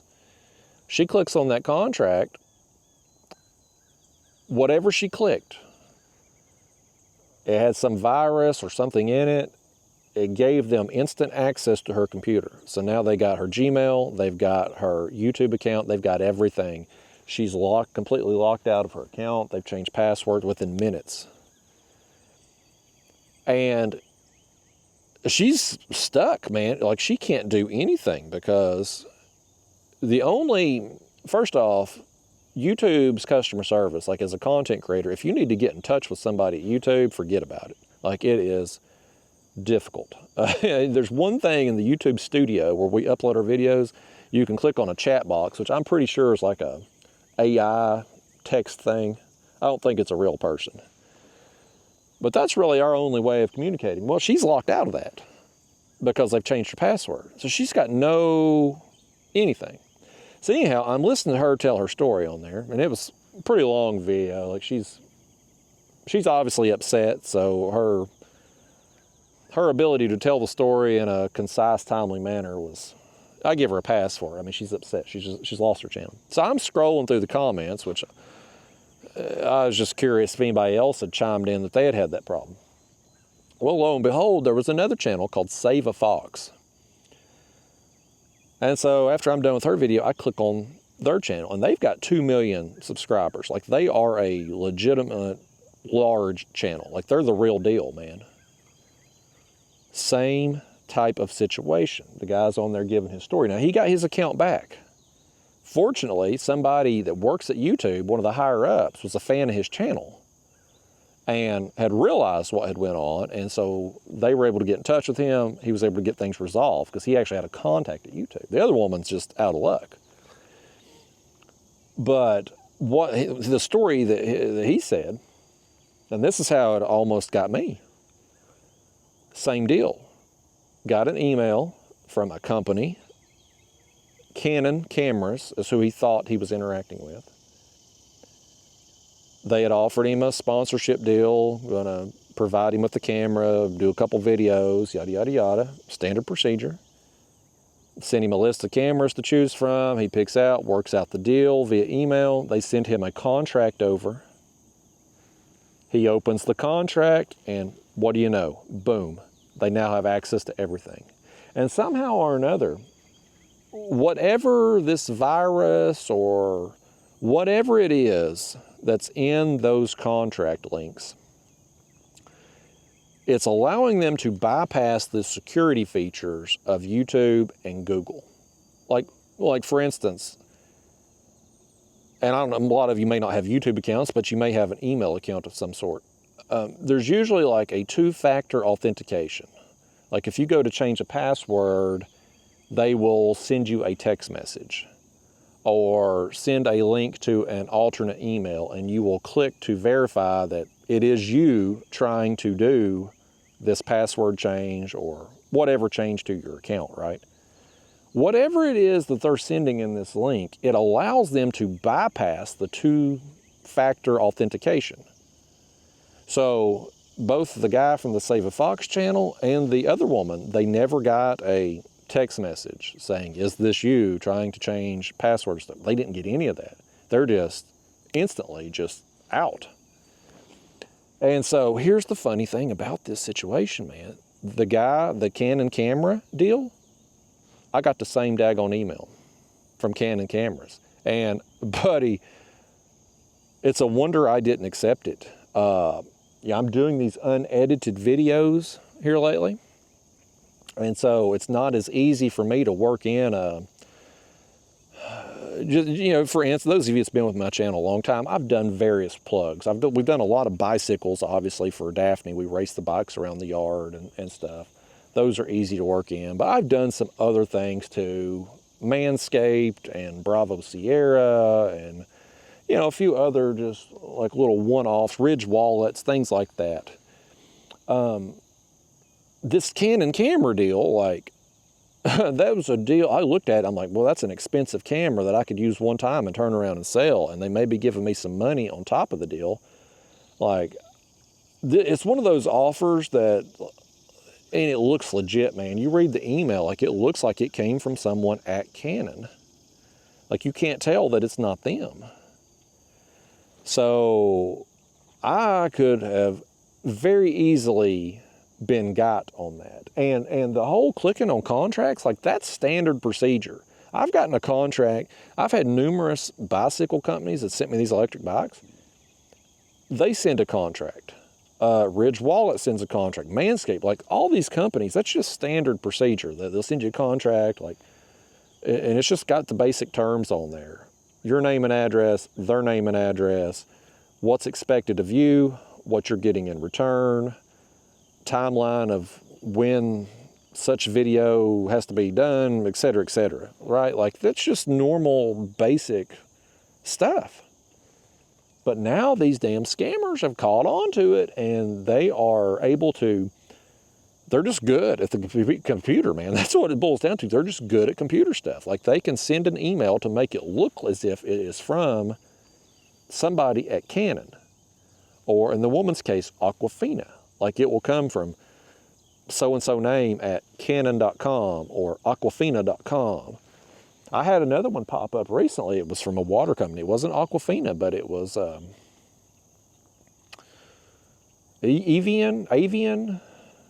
What's the one that starts with an E? I've drank their water before. I can't think of it. Evian? Evian sounds right in my mind. But it's the one with an E. Either way, it's a recognizable name. I'd got an email from them. And again, it was a situation like, well, I'm doing these unedited videos. How the hell am I going to work? How the hell am I going to justify doing an edited video that's however long, they want it 8 to 10 minutes, whatever. How am I going to justify doing that and be able to work a water? You know, it just wasn't going to work out for what I do. So I sent it on to delete, trash bin. But I wondered, after I saw that woman's video and her having the email from Aquafina, I'm like, I wonder if the one I got was a scammer too. But like, that's scary stuff, man. That's like, they get your whole channel. They can get access to your bank accounts, your email accounts, like anything on your computer screen, they have it. And, you know, and again, it's not like these are just new YouTubers being on part of the internet they ain't supposed to be on, or downloading random stuff from the internet. Like the Save a Fox channel, 2 million subscribers. Like that's a legit business, man. That's a legit operation they're running over there. And that guy's no dummy. He's done a lot of sponsorship type deals. So for him to get duped like that, and I don't even consider it getting duped really, or the woman, like, because I mean, when these scammers are that damn good, there's not much you can do to protect yourself other than just say, well, you know what? I'm not going to do those type of sponsorship deals. And I'll tell you, buddy, I'm on hold. I'm done with it until this situation gets resolved. Like, I'm not even clicking on those emails anymore. So if it's not a company dealing with me personally, like in person, directly, I'm not fooling with it. Now, we do have one more bicycle. Daphne got an electric bike a while back, about 2 months ago now, actually. And it's been a disaster. The company sent this bike. We have a contract with this company, by the way. Thank goodness they were a legit company and not just trying to get in my computer. We have a contract with this company to do this bicycle video. And they send the bike. Immediately, I notice it's missing parts when I go to put the thing together. It was missing a bolt for the handlebars, and it was missing the front fender. Not even in the box. Well, that sucks, but not the end of the world. We'll work around that. Get the thing put together, bike don't turn on. Well, that's a problem. It's hard to do electric bike video when the electric bike isn't electric. So, reach out to the company, let them know. They decide they're gonna send a part, but they can't tell me when the part's coming. They don't have it. So I'm frustrated, whatever. Well, part finally comes. I put it on. Pain in the ass to put on, by the way. I get it on. Guess what? Bike still doesn't work. So, reach back out. Well, now they want to send me another part. And I'm like, look, you know, this bike is not going, this bike review, this bike video, whatever you want to call it, it's not going to go well for you, okay? I've had a bad experience already. The bike shows up missing parts. It doesn't work. You can't tell me when you're going to send me a replacement part for it. You send the replacement part finally, it doesn't work. It doesn't fix the problem. Now you're going to send me another part that you can't tell me when it's going to show up. So, still waiting on that part, by the way. And so I pretty much told them, like, look, there's no way, I'm not going to lie to my audience. I'm not going to do it. Now, I will fulfill my obligation. I've got a contract. I'm a man of my word. I'll do it. But I'm going to be honest. And I've had a bad experience with your company. So when I do the video, I'm going to tell everybody everything that I've had go wrong. Now, I had one situation that's comparable to this. Earlier this summer, I'd gotten a tricycle, or trike. Well, I always want to call it a tricycle. It's a trike. It's an electric bike with 3 wheels, 2 in the back, 1 in front. And it worked, but it was a piece of junk. It was a pain in the ass to put together. It took hours to put together. I mean, it showed up in a box of parts, like nothing was assembled on it. And it had no power at all. Like it was a terrible quality bike. And I reached out to the person I had been dealing with there and like, look, this bike sucks. I've had all these issues and whatnot. And they were like, don't post the video. You know, because they were smart enough to realize like a bad review is not good for business. So they were like, just take a couple pictures for social media for us. Fine, whatever. You know, my audience isn't going to see those. My audience isn't going to be influenced by those pictures because my audience isn't going to be on their website to begin with. And if they were on their website and saw those pictures, they would go looking for the video, which they wouldn't find because that video doesn't exist because garbage bike, whatever. But this company, they are hell-bent on me doing this video, which again, I will do. You know, I've signed a contract. I agreed to do this video. I'll do it. But I never, at no point have I ever agreed to lie to the audience. I've never agreed to gloss over any flaws or problems with these bikes. Like I'm not going to do that. I'm not going to risk my reputation or the trust that regular viewers have put in me over no electric bike. Like I'm just not going to do it. It's not worth it to me. These bikes have been a good side hustle for me and Daphne. Okay, like they're, you know, these bikes, most of them are $1,200 to $1,500 retail. And so we've got one that we keep. It's the Frigo model, the Frigo F1 bike. We got it last year, year before, I can't remember, but it's kind of a goofy looking bike. It's like a moped style, but it's fast. And definitely the best bike that we've gotten. So I keep one to chase Daphne around the yard, exercise her and stuff, but I don't need 30 bikes. So the other bikes we get, I fulfill the obligation for the video and I turn around and sell them. And I cut people a deal, I knock off $400 or $500 and they're gone within a day or two. List them online for sale. And so they've been a nice little side hustle. But it ain't worth the risk now with these scammers. I guess if we get any more bicycle opportunities, I'm just going to, well, for any opportunities for that matter, I'm just going to have to let the company know that I'm not going to sign a contract. And that in itself would probably be a deal breaker for most companies. It would certainly, I mean, hopefully they would be understanding about it, but it would probably look suspicious. Like I'm going to try to just take the product and not fulfill my end of the deal if I was trying to not sign a contract. So I don't know how that's going to work. But anyway, if you're out there in internet land watching this, maybe you got a YouTube channel, maybe you've got some TikTok or Instagram or some kind of influencer type situation, be very careful right now if you are trying to work a deal with the company. And listen, I know somebody's probably going to right off the bat say, well, pick up the phone and call them. They can fake,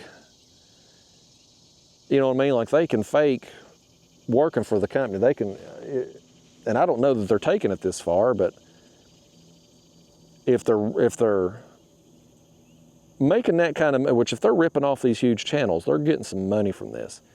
If they're smart about it, they're going to have somebody with an American accent or a computer program that they can talk into and make it sound like an American accent.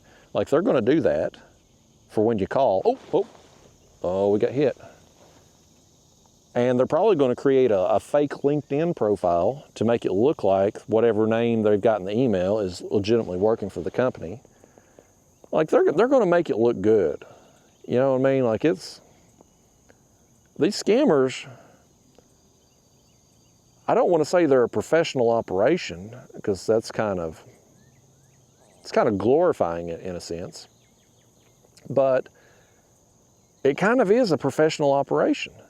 Same thing with the people that stole the guy's truck down there at the boat ramp. Like they pull into that ramp that's busy, that's got a bunch of cars in it, on a busy road, people down there all the time. Like they pull in there, cut that lock, unhook the trailer, break in the truck, and are gone. Like it had to be a fast operation. Like what they're doing, albeit illegal, is a skill. Now, if they would apply that skill to something like this fish over here trying to steal this bait, there he goes. There he goes, pink corn. Pink corn and the worm. This one has been hit by channel cats nonstop, but I think we've got a carp on this one. We finally got this rod hit with something other than a daggone channel. I better not count my eggs before the chicken lays them though, till we get a look at it. It feels like a carp. He's running like a carp, but I don't want to jinx it. I don't want no more channel cats today.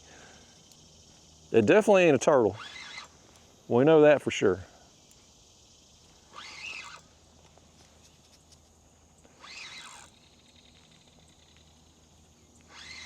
Yeah, he thought he was gonna steal my bait.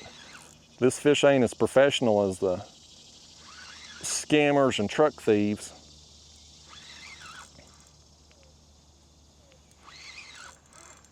We're gonna bust him in the act here. We got this and caught on camera.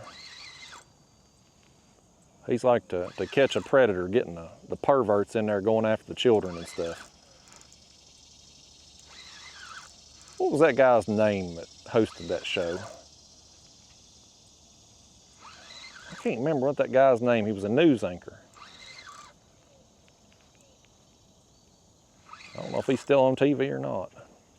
Well, this fish, he's going all the way. What did he do here? He went over one line. Let me tighten that thing up. Okay, good. He went over that line. We got lucky. Did he get in this line too? What's going on with this? That one's... I don't know what's going on. Either way, we got this one. Our other lines appear to be okay. I gotta tighten that up a little bit.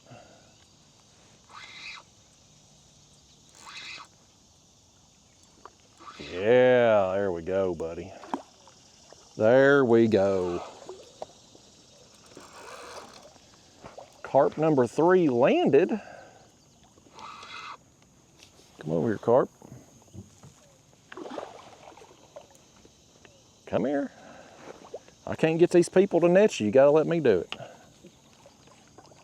You could have brought me some breakfast too, carp. I'm getting hungry. My stomach's growling on this video. If y'all hear, oh buddy, hang on. Hang on. That's a nice carp right there, buddy. That may be the biggest one of the morning so far, but we've got double. You hang out right there, carp. Where'd he go? There he is. I can't catch up to him. He's a hitting and a getting it, man. He's a hitting and a getting. Look at him go. Look at him go right there. Boy, he's all over the place. I was reeling as fast as I could. I couldn't catch up with him. Let's get this one up here. We'll get this one up here close, and then we'll get rid of the one on the floor here. I don't like leaving them out like this. He'll be okay for a second. I just want to get this one under control. This is another on the worm rig, wasn't it? I'll tell you what, when we reel in that middle rod to rebait next time, we'll go ahead and put a worm on it too, because the worm rig's definitely getting more attention, it seems like. Boy, he is up here in these weeds behind us, man. He is trying everything in the world to get out of coming in here. He says, y'all ugly and you got bad breath, and he don't want to deal with you. Come over here, Carp. Don't you dare swim behind me around these parapoles. There he goes. He actually listened to me. That may be the first time they've ever listened to me. Yeah, you swim, you work on swimming that way. I'm gonna set him back in the rod holder there. Let's get this one. This is a nice fish right here, buddy. This is a good one.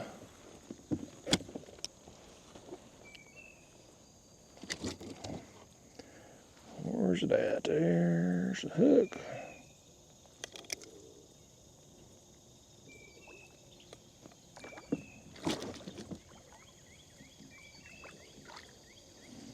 Look at this fish. He's come all the way on this side now. I'm going to leave that rig sitting there. I don't want to throw it back in the water. This fish will be all up in it. You just be patient over there, fish. We're doing something here. I'm going to hold this one up, give him some camera time there. Nice. Nice carp. Sorry, fish. We got the sun right behind us.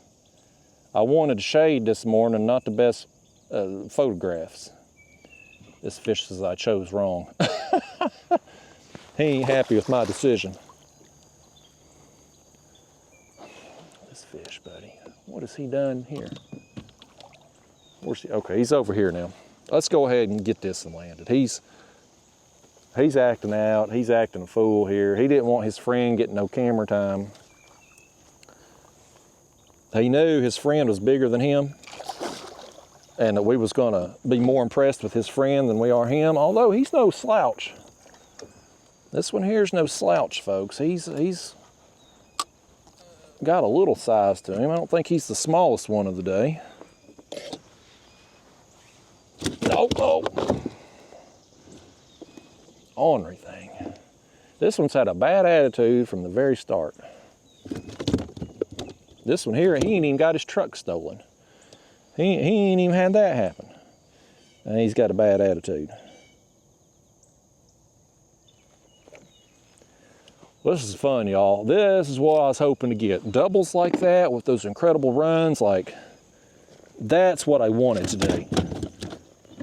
That is what I needed in my life today. Did you need it, Carp? He needed it too, by gosh. Get out of here, then. Okay. We got to get some baits out real quick, man. We got to get it going here. We've got one line in the water right now, and it ain't got a worm on it. I got confidence in these worms.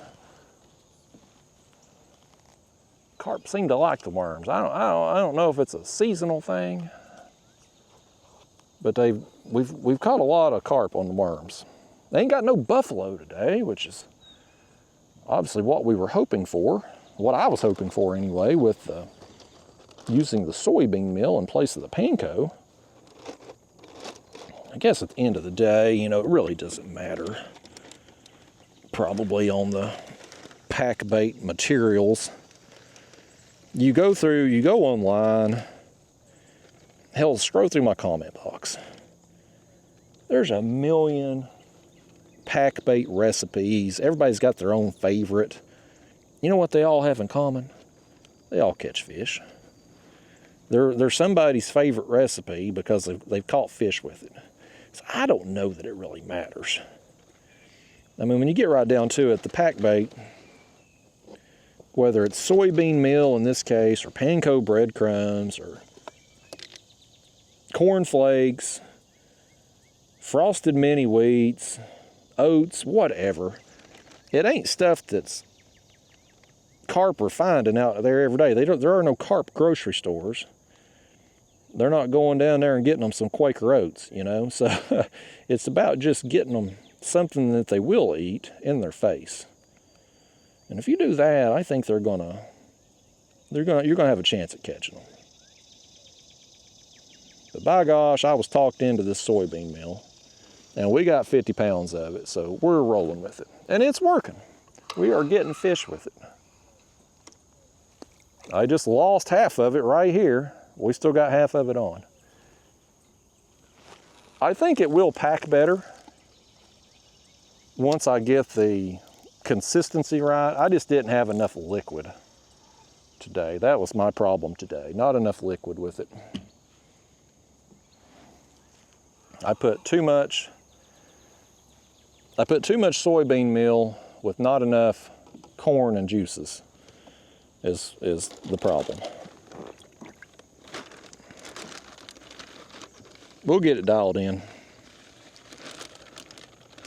We'll make it work for today. We are making it work today, by gosh. Getting a few fish now.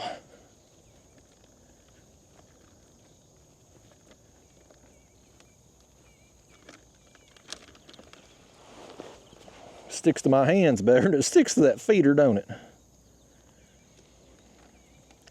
Put us another worm on here.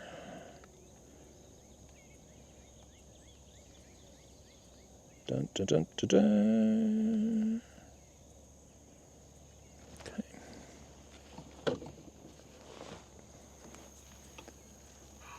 We got those two fish on the opposite ends of the spectrum. One on each side.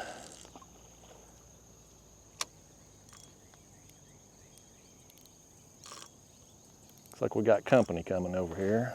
Somebody's driving a truck or a tractor or something through the field. I hope they ain't bringing a boat or kayak down or coming near. At least if they get in that boat at that dock, they're gonna have to go out to the main river. They ain't coming further up in this creek.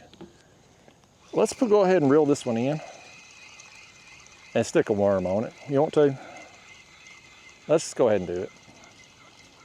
I've seen enough now from the worms to know that we're gonna catch fish on the worms. And I've certainly got more confidence if we get some buffalo working through that they would eat a worm versus just the plastic bait there with the hook. So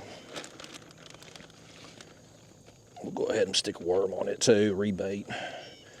We'll have three rods all freshly baited out. Lord, I hear him over there talking. It means he's going to be able to hear us talking. He'll be eavesdropping on our conversations. What do you think he's doing over there? I think he's on the telephone or something. Hopefully he ain't going to be down here long. Y'all know I don't like talking around people, and we got plenty to talk about today. We got to finish up on these thieves stealing everything. I got to tell you about me killing Bambi, or injuring Bambi. I got to tell you about Daphne injuring me. We got a lot of stuff to cover today, a lot of material.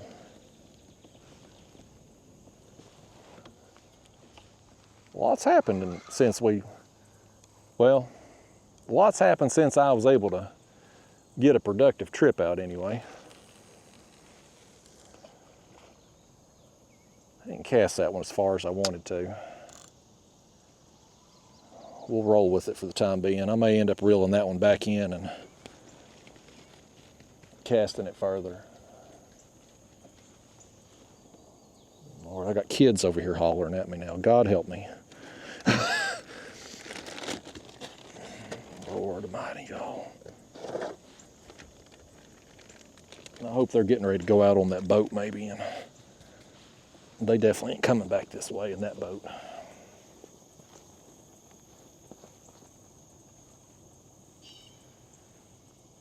Yeah, they are. They're getting ready to lowering that boat down over there on the dock, so good. Got pack bait all over the camera. Did y'all get wet there that last time? No, y'all good. Y'all good. Yeah, but anyway, y'all, man, the thievery stuff has just gotten out of control. You can't protect yourself anywhere anymore, and here's something to be concerned about as we move into the digital age, if you will. The cryptocurrencies out there, your Bitcoins, Ethereum, and whatnot, they're supposedly on something called a blockchain, which I don't understand. People smarter than me have tried to explain it to me, and it's above my educational level to understand how the blockchain works. But supposedly, all of these Bitcoin, Ethereum, pick your coin transactions, they supposedly all have a trail, right? That's a digital trail.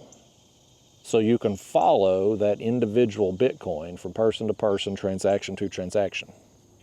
Unlike you take, say, a dollar bill in your wallet, if your wallet gets stolen, you can't necessarily trace that individual George Washington or Abraham Lincoln. It goes out there, it's just cash in the system. The individual Bitcoins, supposedly, every one of them can be followed. I call BS on that. If these scammers are so damn good that they can create fake accounts, fake transactions, and take over your entire computer in the second, you mean to tell me they ain't gonna be able to find a way to be able to change the, you can't call it a paper trail, but you know what I'm trying to say, like the blockchain trail? You're telling me they ain't gonna be able to change that on the interweb? Come on.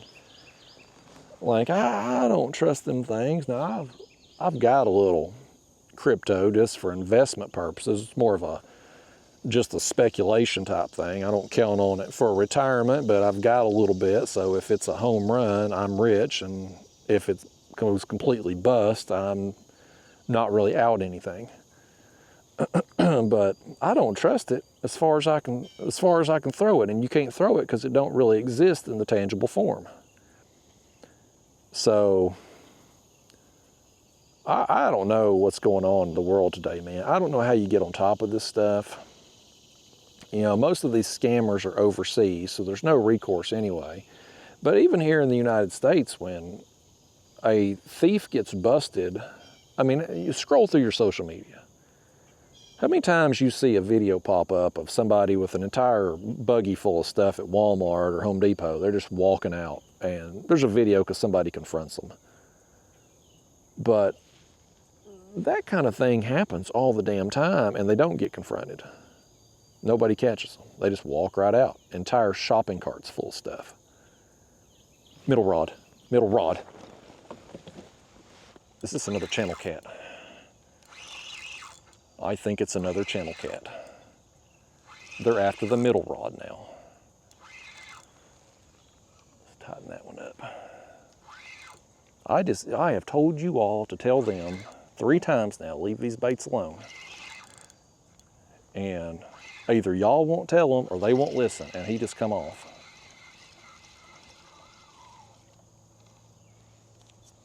He just come off, but he's left our worm. Danged old channel cats, man. We got better chance of getting the channel cats under control than we do the thievery, though. It's bad times, man. You can't let these kind of crimes, and I guess they're considered petty crimes, you can't let them go unpunished. You can't, because sure, it may be a petty crime when one person walks out with a shopping cart full of stuff. But when 100 people do it, it's a big loss for these companies. Then, honest people in those communities don't have access to the retail stores when they end up getting shut down. And the rest of us across the country, guess what happens? You know, we get raised prices on everything. Everything goes up. So we all get affected by it. So you got to get this stuff under control. Now, I don't know how you do it. I don't know what the solution is. But you got to enforce it somehow. You can't let people go unpunished for this stuff. And the punishment needs to be severe enough to deter any future criminals from doing it. You know, when I was a kid, if I acted up, get the belt. And, you know, you get you a butt whooping, it would deter you from doing whatever you was doing to get the belt to begin with.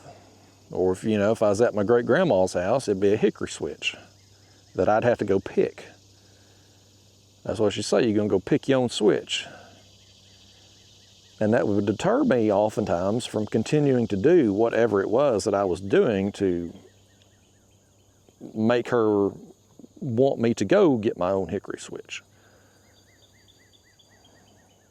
So right now there's no threat of a hickory switch is what I'm getting at for anybody, whether it's online, in person, whatever.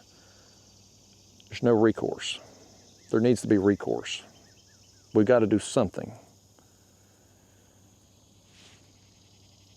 If you don't, you're just going to end up with vigilante stuff. People protecting their own stores. People protecting their own property, which, you know, we've certainly got a right to do, but it shouldn't have to be that way. I'll tell you something else, too, that's going up in price. And let me give me a swig of water first here. I'm parched.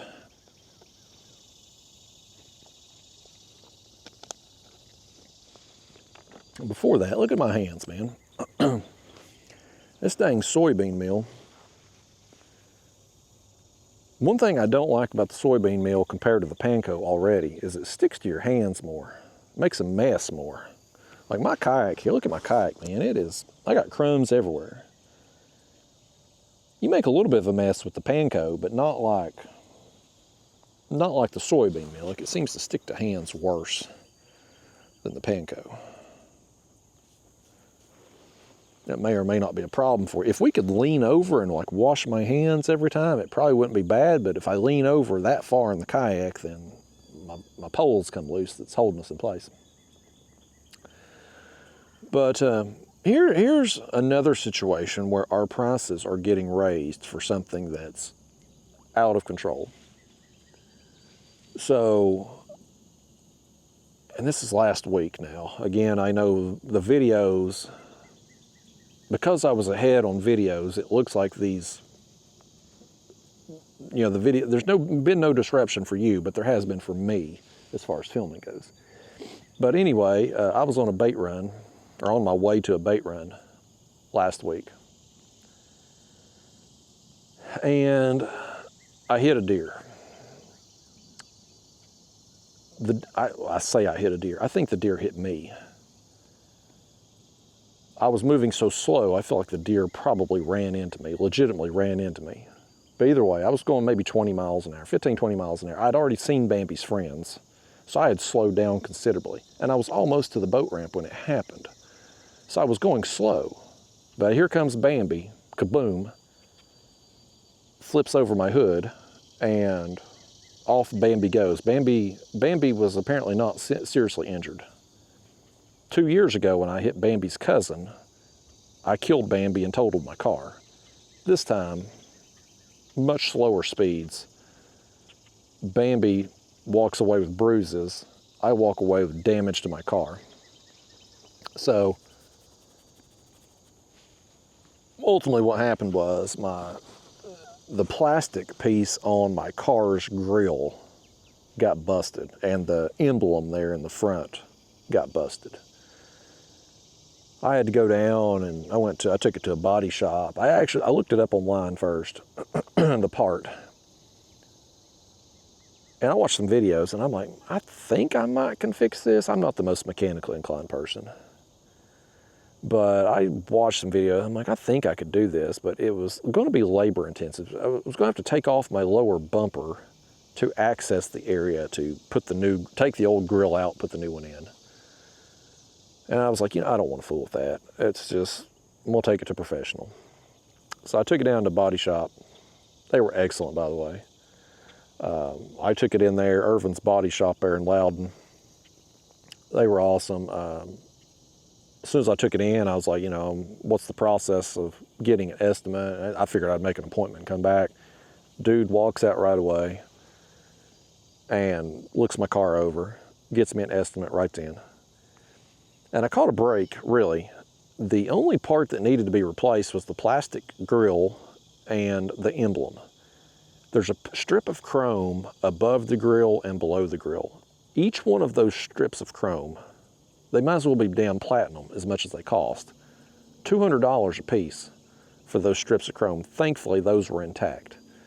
So I only needed the plastic grill piece and the emblem. So it was like $200 in parts. And they charged me $200 in labor. So they ordered the parts and called me later in the week when it come in. I dropped the car off. They had it like 2 hours. It was great, man. They knocked that. Sucks having to pay $400 over Bambi, but they were awesome to work with. But Bambi cost me $400, and I hit Bambi 2 years ago. I totaled my other car, like totally ruined it. And so, and I'm 42 years old now, so I've been driving a long time. I got my driver's license 16. So I went from age 16 to age 40. What is that? 24 years? I drove 24 years without hitting a deer. And now I've hit 2 in the last 2 years. And, Bambi's cost me some money now out of pocket between totaling the last car, now $400 on this one. And, I didn't turn this incident into insurance because my car insurance deductible is $500. The total repair bill on this for parts and labor was $400, so obviously wasn't worthwhile. I just paid cash. But either way, it's money out of pocket. And these deer, even if you're in an area that doesn't have a lot of deer, maybe you've never personally hit one, you're paying for the damn things. Because guess what? All these people out there that's running over Bambi, messing up their cars, gets turned in on insurance, insurance rates go up. I don't know about your insurance, mine keeps going up. Mine goes up every year. My homeowner's insurance, I got my homeowner's insurance there earlier this month, I guess. Maybe it's last month. It comes in the summer every year. But it's went up damn near 50% in the last 3 years. I've not filed a claim. I filed one claim on my homeowner's insurance since I had the house. I got the house in 2006. And in 2009 or 10, I can't remember, wasn't too long after I had the house, we had a major hailstorm come through and damaged pretty much everybody's roofs in my area. It was like baseball-size hail, a lot of damage. And so I filed a claim, they replaced the roof. That's the only claim I've filed the entire time I've had my house. 2006, 2024? 18 years now I've had the house, one claim. Insurance, though, is going up damn near 50% in the last 3 years. Inflation's hit everything.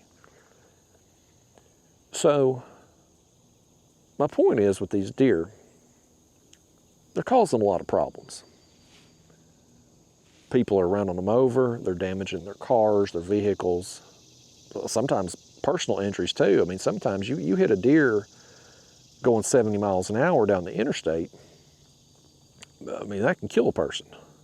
I would be willing to bet that deer kill more people than any other animal on the face of the earth. I'd be willing to make that bet. just from the number of accidents they call. You drive anywhere in the South. You know, I live in East Tennessee. I don't care if you're highway, interstate, for damn sure on these back roads, you drive down any of them, you're gonna see a dead deer carcass. Like, they just get hit all the time. It's constantly, year round. But even if you're not in an area full of deer, maybe you've never hit one, I promise you, your insurance rate is being affected by it. It's going up because they're paying out on everybody else's damage. So you gotta do something about these deer, and I don't know what you do about them. Because these deer, they're just breeding out of control. We have hunting regulations, hunting season, and there's a lot of people here in the South, especially here in East Tennessee, that hunt for them and will harvest deer. The problem with the regulations is that all these regulations are reactive, not proactive, right? Like, anytime the fisheries biologist or wildlife biologist, when they make a change to something with the regulations, it's because something has already happened. It's gotten to a point where something needs to be changed. They're never proactive about it. They never anticipate things happening in advance. And it oftentimes takes them well beyond the point that regulations should have been changed before them to finally get around to enacting something. So here's what's going on in East Tennessee right now, and I've touched on this a little bit in other videos where I've whined and complained about all the foreign Yankees, people from New York, Michigan, New Jersey, California. Pretty much if you're north or west of Tennessee, you're Yankee as far as we're concerned. But they're all coming here since COVID, man. The South, but specifically Tennessee, because of our no state income tax, people are just moving here. They're packing their wagons and moving south, buddy, buying up all our land. Real estate developers are buying up these farms, building subdivisions, apartment complexes. We're packing people in here like sardines in Tennessee now. It's terrible. You can't get anywhere up and down the roads because we're full, man. We're full. We don't have the roads to accommodate these people, the sewer systems to accommodate it, our school systems can't accommodate it. We don't have the infrastructure in place for this surge of people. But by gosh, these real estate developers are happy to take their money. They're gonna provide housing for them even if we can't accommodate them in any other way. But what's happening is, as these farms, old farmland, forests and wooded areas, as they're getting bought up by developers and bulldozed and subdivisions put in place, these deer that used to be able to run free out in the country are getting pushed more. They're not getting pushed necessarily into the urban areas. I mean, in some instances they are, but what's happening oftentimes is that the urban areas is going to the deer. Like, the urban areas are popping up in the places, as we got a fish here popping this middle rod. I see my line moving out there. Has he got it? Is it another daggone channel cat? Whatever it is, he's got it. I think it's a channel cat. It feels like a channel cat. Y'all gotta do something with these dang channels. They apparently like them some soybean meal. They better not eat too many of them beans though. They'll be farting all afternoon. When them channel cats go home to their mamas, they're gonna be real upset with them if they're stinking them out of house and home. Beans are good for your heart. You know the rest of it. I don't know if beans are actually good for your heart or not. I know that's the old thing we would say as kids. But I don't know if beans are actually good for your heart or not. I know they're a good source of protein, as this channel cat gets mad. But I don't know if they're actually a heart-healthy food. The way we cook our beans here in the South, putting a bunch of lard and salt on there, I guarantee they're not good for your heart. But just a regular bean, before it gets cooked in bacon grease, I don't know if it would be good or not. Good for you. I know they're good. I like eating beans. Not lima beans. God almighty, that was an awful experience when I had that lima bean on that trip with Daniel. But, you know, normal beans, pinto beans, baked beans, I'll eat them. In my younger days, I'd eat some beanie weenies, but as an adult, I just can't. I can't choke that down anymore. What do you think about it, Fish? You ever ate you some beanie weenies? He said he would. His channel cats will eat anything. This channel cat, he'd eat a turd if you threw it out there on a hook. He needs to eat something. Look how skinny he is. Oh, good. That boat's finally leaving right there, y'all. Good. Now we can get back to at least talking like normal, I feel like. I don't like talking around people, and I could hear what they were saying when he come down there. I guess he's on that cell phone. So I know he could hear me and you talking, and I don't want him hearing me talking bad about these deer. He may be one of these people that likes deer. I do not. After now having 2 different vehicles damaged by them, I don't care anything about Bambi. I hate Bambi and all of Bambi's family at this point.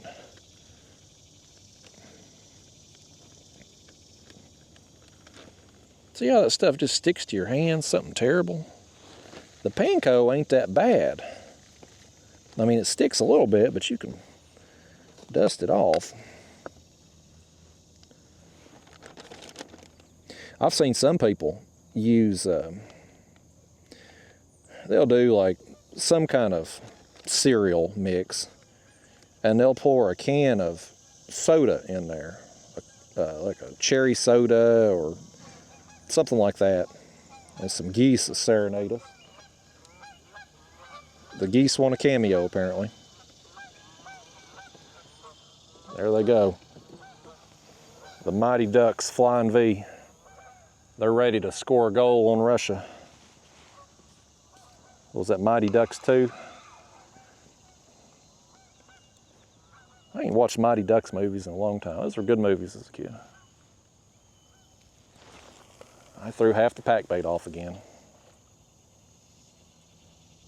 Fortunately, the piece that fell off landed right beside the other one over there, so I think that's going to work out.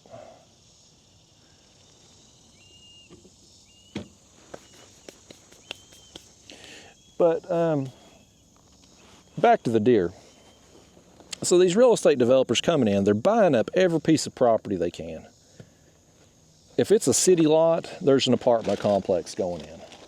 If it's farmland, there's subdivisions going in. So these deer, they're either getting pushed into more civilized, populated areas, or the populated areas are just coming to them. Meanwhile, they're continuing to breed, making more baby deer. This time of year, I've seen every road you go down, there's baby deer. And so these deer are ultimately, how their population is kept in check is 2 things: hunters and predators. Well, the biggest predator for a deer is human cars. That kills more deer than anything. If I was a hunter, well, here's what I'd do. People talk about deer hunting being so difficult. It ain't difficult at all. I'd put me a chair up on the side of the highway, face myself like pointed toward a bank or something, you know, a hillside away from houses, and I'd sit right there and hunt. I wouldn't go out in the woods and put up no tree stand or no blind. You wouldn't have to do that. Hell, the deer just find you a highway. That's where they're going to be. But these deer, there's nothing at this point to keep their population in check, because as this farmland and wooded areas and whatnot, as it gets bought up by the real estate developers, well, that was places that people used to hunt on. Now they can't hunt there anymore. So you've got less and less hunting grounds. Really, what predators do deer have besides people? Like coyotes? I'm sure coyotes get some, and we've certainly got some coyotes around here. We don't need any more, that's for sure. But there's not enough, the deer population is not under control. And so I think what we need to do is change some regulations on how many deer can be harvested and when. Like, I think the hunting season needs to be expanded and more deer need to be able to be taken.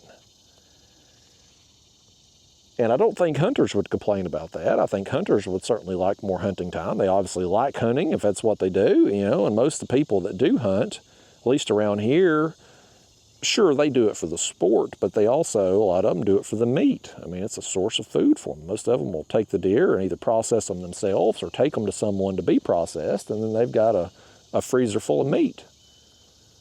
So I don't think they would complain about being able to harvest more deer. And at this point in time, like, you got to do something because, again, I mean, it's just, I don't care what road you go down in East Tennessee. Highways, interstates, especially on the back roads, that's where they're the worst because that's where deer actually have some places to hide. But I mean, it's just all the damn time. And the fact I went 24 years without ever hitting one, and now I've hit 2 in the last 2 years, like, that's just, and maybe I just got lucky the first 24 years. Maybe I did. But hitting deer this frequently, like, it's, you know, it's too damn much. And I was fortunate this time that I was going so slow, and it just, how it just broke out that small piece on the grill, I don't know. I got lucky with it, really. Now, I could have probably not had it fixed, but I'm like, yeah, let's go ahead and fix it. But yeah, I mean, it's out of control, man. You got to do something with these deer. And I tell you, I hate them at this point. Like, I didn't particularly feel one way or another about them before I hit the first one. Like, I'm not a hunter myself. I never got into hunting. I've never had a problem with people who do hunt. Like, I don't, you know, I don't care. I'm indifferent either way. If you like hunting, we'll go hunt. If you don't, you don't. It doesn't affect me either way. But at this point, I'm like, take every deer you can get. I do not want to have my vehicle damaged by another one.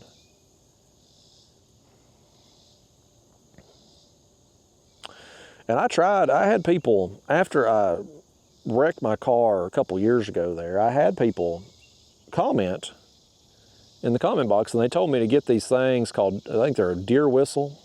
They may have a certain name, I can't remember, but they're essentially a deer whistle. And they're a piece, you glue them onto your grill. And when you're driving down the road, the air goes through that whistle and it makes a sound that us humans can't hear. But it's apparently a frequency that the deer can, and it's supposed to deter them and spook them and get them off the road. Well, let me tell you, I got them deer whistle things and put them on my car, and they don't work. I've still seen a ton of deer everywhere I go. I've been driving down the road, the deer don't run off. They stand on the side of the road and look at you, or right in the middle of the road and look at you. They're not deterred one bit by that damn whistle. So I don't remember what I paid for it, $10 maybe, if that, as a little plastic piece. But either way, it was a ripoff. So I don't recommend those whistles to anybody. They're not going to work for you. Save you money. Save you $10. Put that toward your insurance deductible because you're going to need it if you drive through the South. Now, I don't know if deer are that bad in other parts of the country too, but definitely here in the South. Tennessee, North Carolina for sure. You know, this area around here, southeast, like the deer are just rampant. And everybody, man, I tell you, these hunters, buddy, they're like, you know, and I guess maybe getting the big bucks probably got to put a little bit more effort into it. But if you just want to harvest a deer, just hang out by the road. It won't take long for you to see them.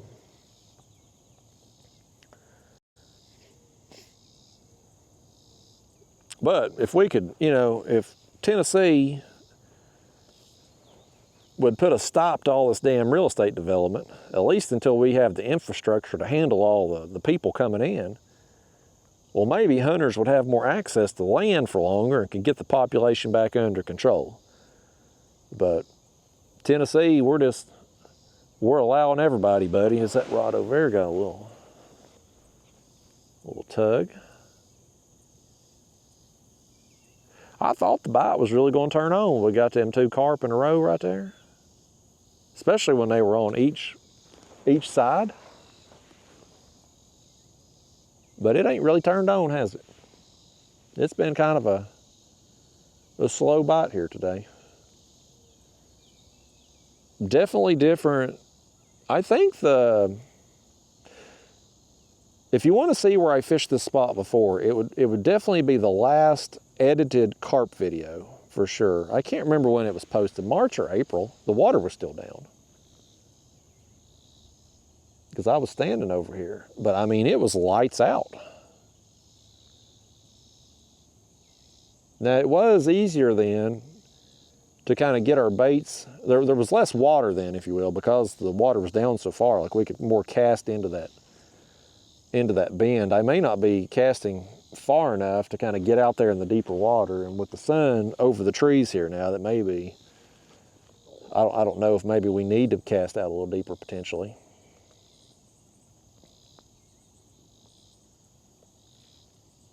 I could probably put my sunglasses on and stand up and kind of look around and see if we can see anything in the shallow. It's real shallow here where the kayak's setting,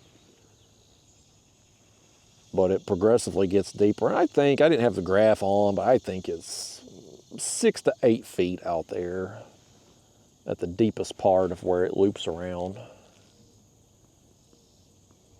So it's not a real deep creek, and it comes in right here on the main river channel is maybe,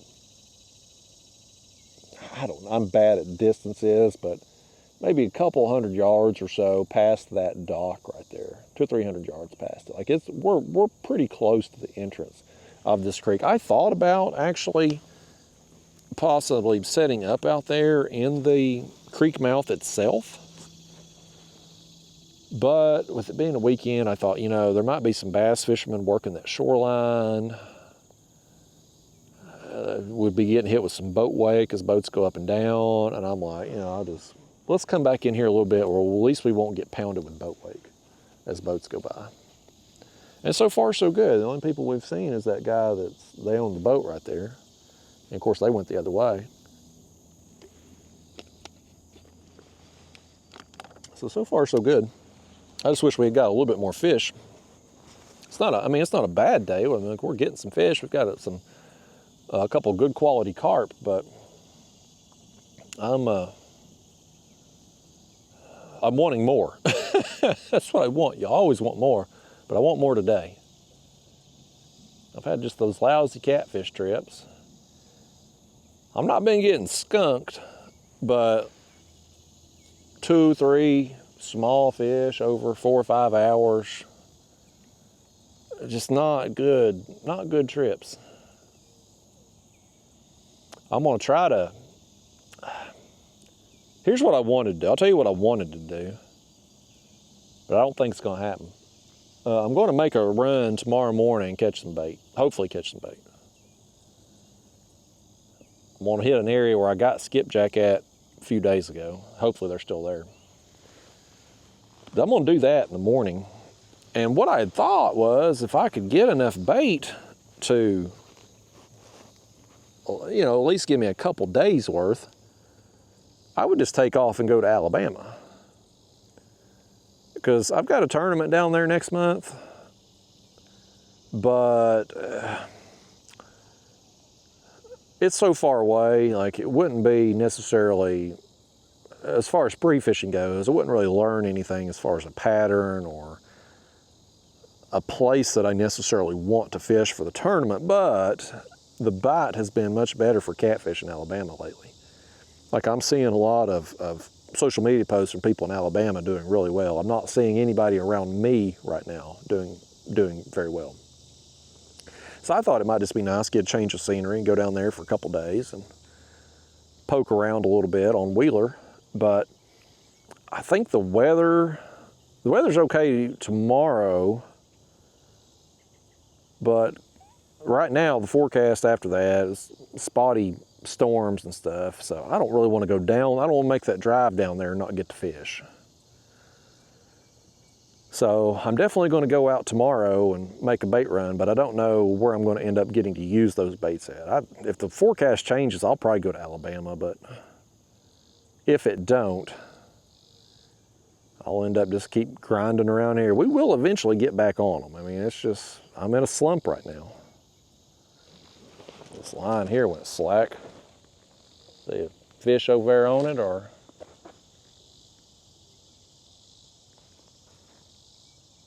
I didn't see him bump it with my line. Line definitely got something hit my line, make it go slack like that.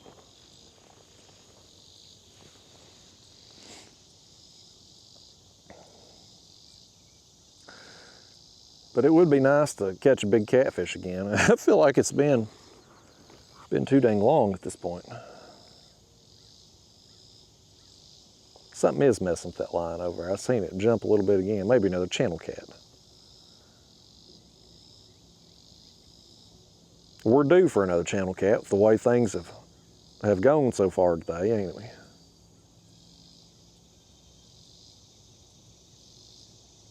I don't see him do it no more. He's near it. Get my shades here right quick. Let me tell you about Daphne the dog, though. This dog, man. And, you know, look, I love this dog, okay? I mean, she's winning me over a little bit at a time, but she's not, compared to my last dog, like, if he is the best dog of all time, Daphne would be somewhere, if he's up here, Daphne's like, maybe like below the camera here on the level, if you will. Like, she's way down the list on level of being a good dog. Every time I think we've turned the corner with her, really we haven't. So she's had a couple incidents lately that just really like mind-boggling experiences. So a few days ago, I was in bed, and when the girlfriend's not over at my house, Daphne sleeps in bed with me. And so we're laying there, we're asleep, and all of a sudden she gets up, jumps out of bed, and before I can get up to like go let her outside, I hear the pee splattering. She's peeing in the floor, right there in front of the bed. I'm like, you gotta be kidding me, dog, really? So I get up and I usher her outside, and I come back in there, I'm cleaning up. I get done cleaning up the pee, and I'm like, well, hell, I'm awake now. I might as well just get on. I was going fishing that morning. I was like, I might as well just get on up and go fishing.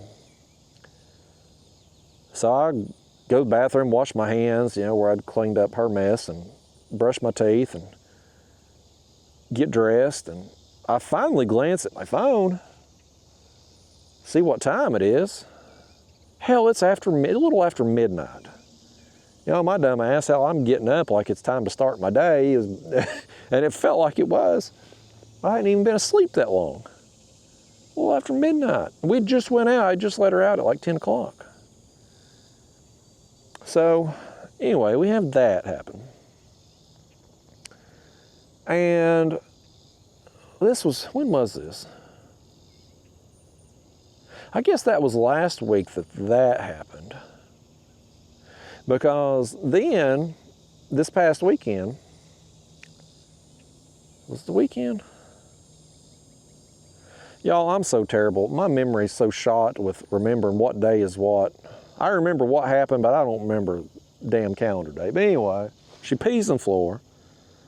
2 or 3 days goes by. Here's the next incident.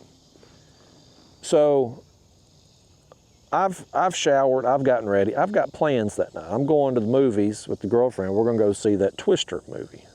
Highly recommend, by the way. Excellent movie. Worth the ticket price for sure. but we've got plans to go see it, and I've already gotten ready. Well, I let Daphne out to go pee. She comes back in the house, and I'm doing some stuff there in the house, and I smell something. I'm like, what the hell is that smell? And I'm like, is it my trash? Do I have dead worms in the fridge again? Like, what is that smell? I'm gonna figure out where it was coming from. Hold on, pause the story for a second. What's coming up through the river here? I hear something big coming. And maybe, hopefully it's a barge going up. Hopefully you can see that barge right over there. I can see the tip of it. That's where the river comes in at right here. Or where this creek dumps out, I mean. So you can see how close we are to the main channel. Yeah, that's a barge going by. I knew I could hear it. Anyway, y'all don't give a damn about that barge. So, Daphne the dog, I let her out to pee. She comes back in, I'm smelling something. Is it dead worms in the fridge? Is it trash? I don't know, but I smell something. And I finally look over and she's turned just right. I see it. This dog has rolled around in crap, and it is all, I'm talking feces, like actual crap, and it is all over her. It's down her head, all down her side, her back. Like it must have been a huge pile of crap. And I'm like, you have got to be kidding me. Because she used to do that right after I got her as a puppy. Fish. Pause the story. We got another one. Boy, it's been a while too. I'm ready for this one, man.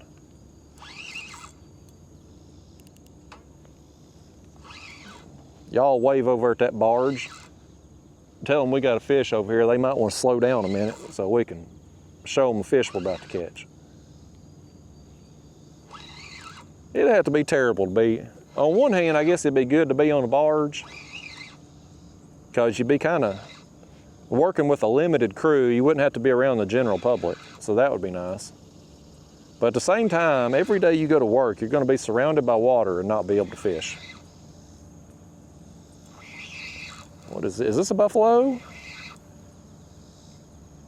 Looky right here, folks. Looky right here. Whoa, what is this? That ain't a buffalo. I don't think. Is this the biggest red horse sucker I've ever caught in my life? That's a sucker. There's various suckers. There's a sucker born every minute, as P.T. Barnum would say. This is a sucker though. Look at his mouth. Like that's definitely a sucker. That is the biggest sucker. First off, I've talked about this before. I never catch suckers when I'm carp fishing. Never. I never get them. Get them in a cast net, but I never get. Easy, easy. Oh, don't you jump out now. I want to get a picture with you. Y'all, man, that is legitimately the biggest sucker. Well, it's the only sucker I've ever caught, but it's definitely the biggest sucker, cast net or anything. Like that thing's huge. What kind of sucker is that? Is it a red horse sucker or is it a different kind of sucker? I don't know. I'm gonna have to look that up. Y'all probably chime in. Y'all know. Hold on, I messed up my power poles again.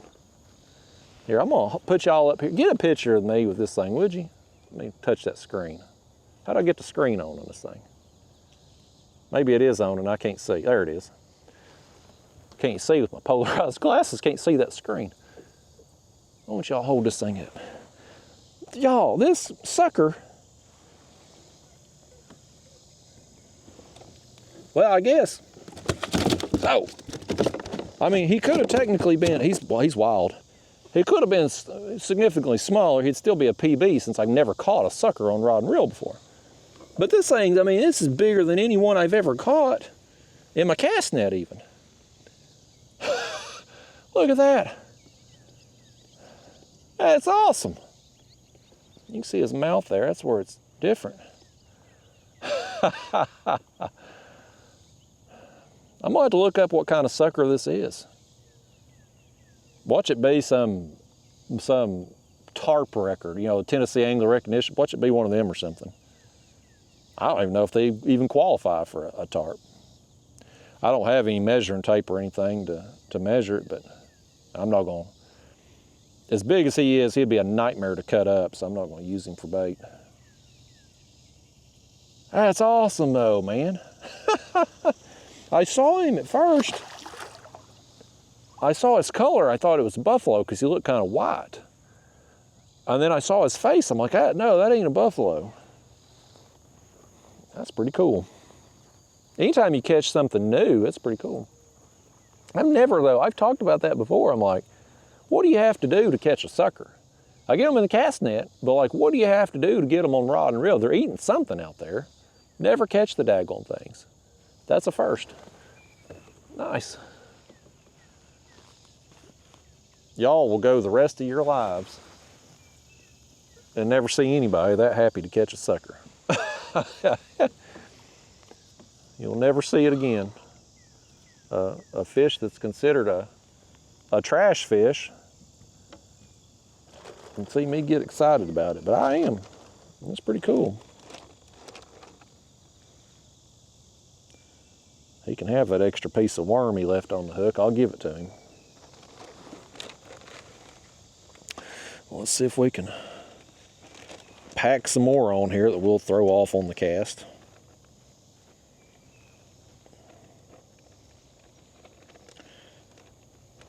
I wonder if I could mix some of this soybean meal in with the panko, like do like half and half or something. I think my proportions were mixed up more than anything. I think I put too much soybean meal in the bag with too little corn.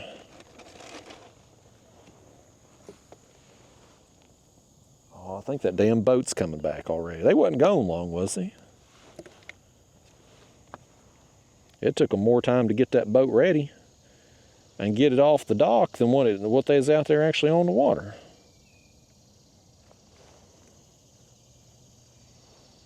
Let's stick us another worm here real quick. I'm gonna tell you some more about Daphne, what she's done, how she's about crippled me. This dog, man, about took my foot off. She's a bad dog. I love her, but boy, she's not a good animal. She's not the right dog for me. I love her. I'm gonna keep her, obviously, but in hindsight, I could have picked a better dog.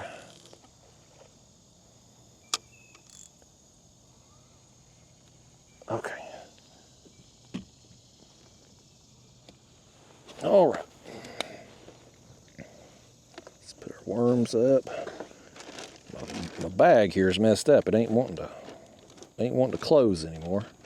That's all right. I'm gonna dump this out when we leave. One thing about buying that soybean meal in bulk like we have, it doesn't cost very much, a little over $1 a pound. And if I could have found it locally, it would have been significantly less than that because the bag itself was $30 there for 50 pounds. So the cost for me was just the dang shipping. So, but still pretty inexpensive. But Daphne, right? So anyway, she's got poop all over her. I don't know if it's hers or some other dog's, but it's all over her. And I gotta go. And I don't want her being in the house covered in poop, obviously.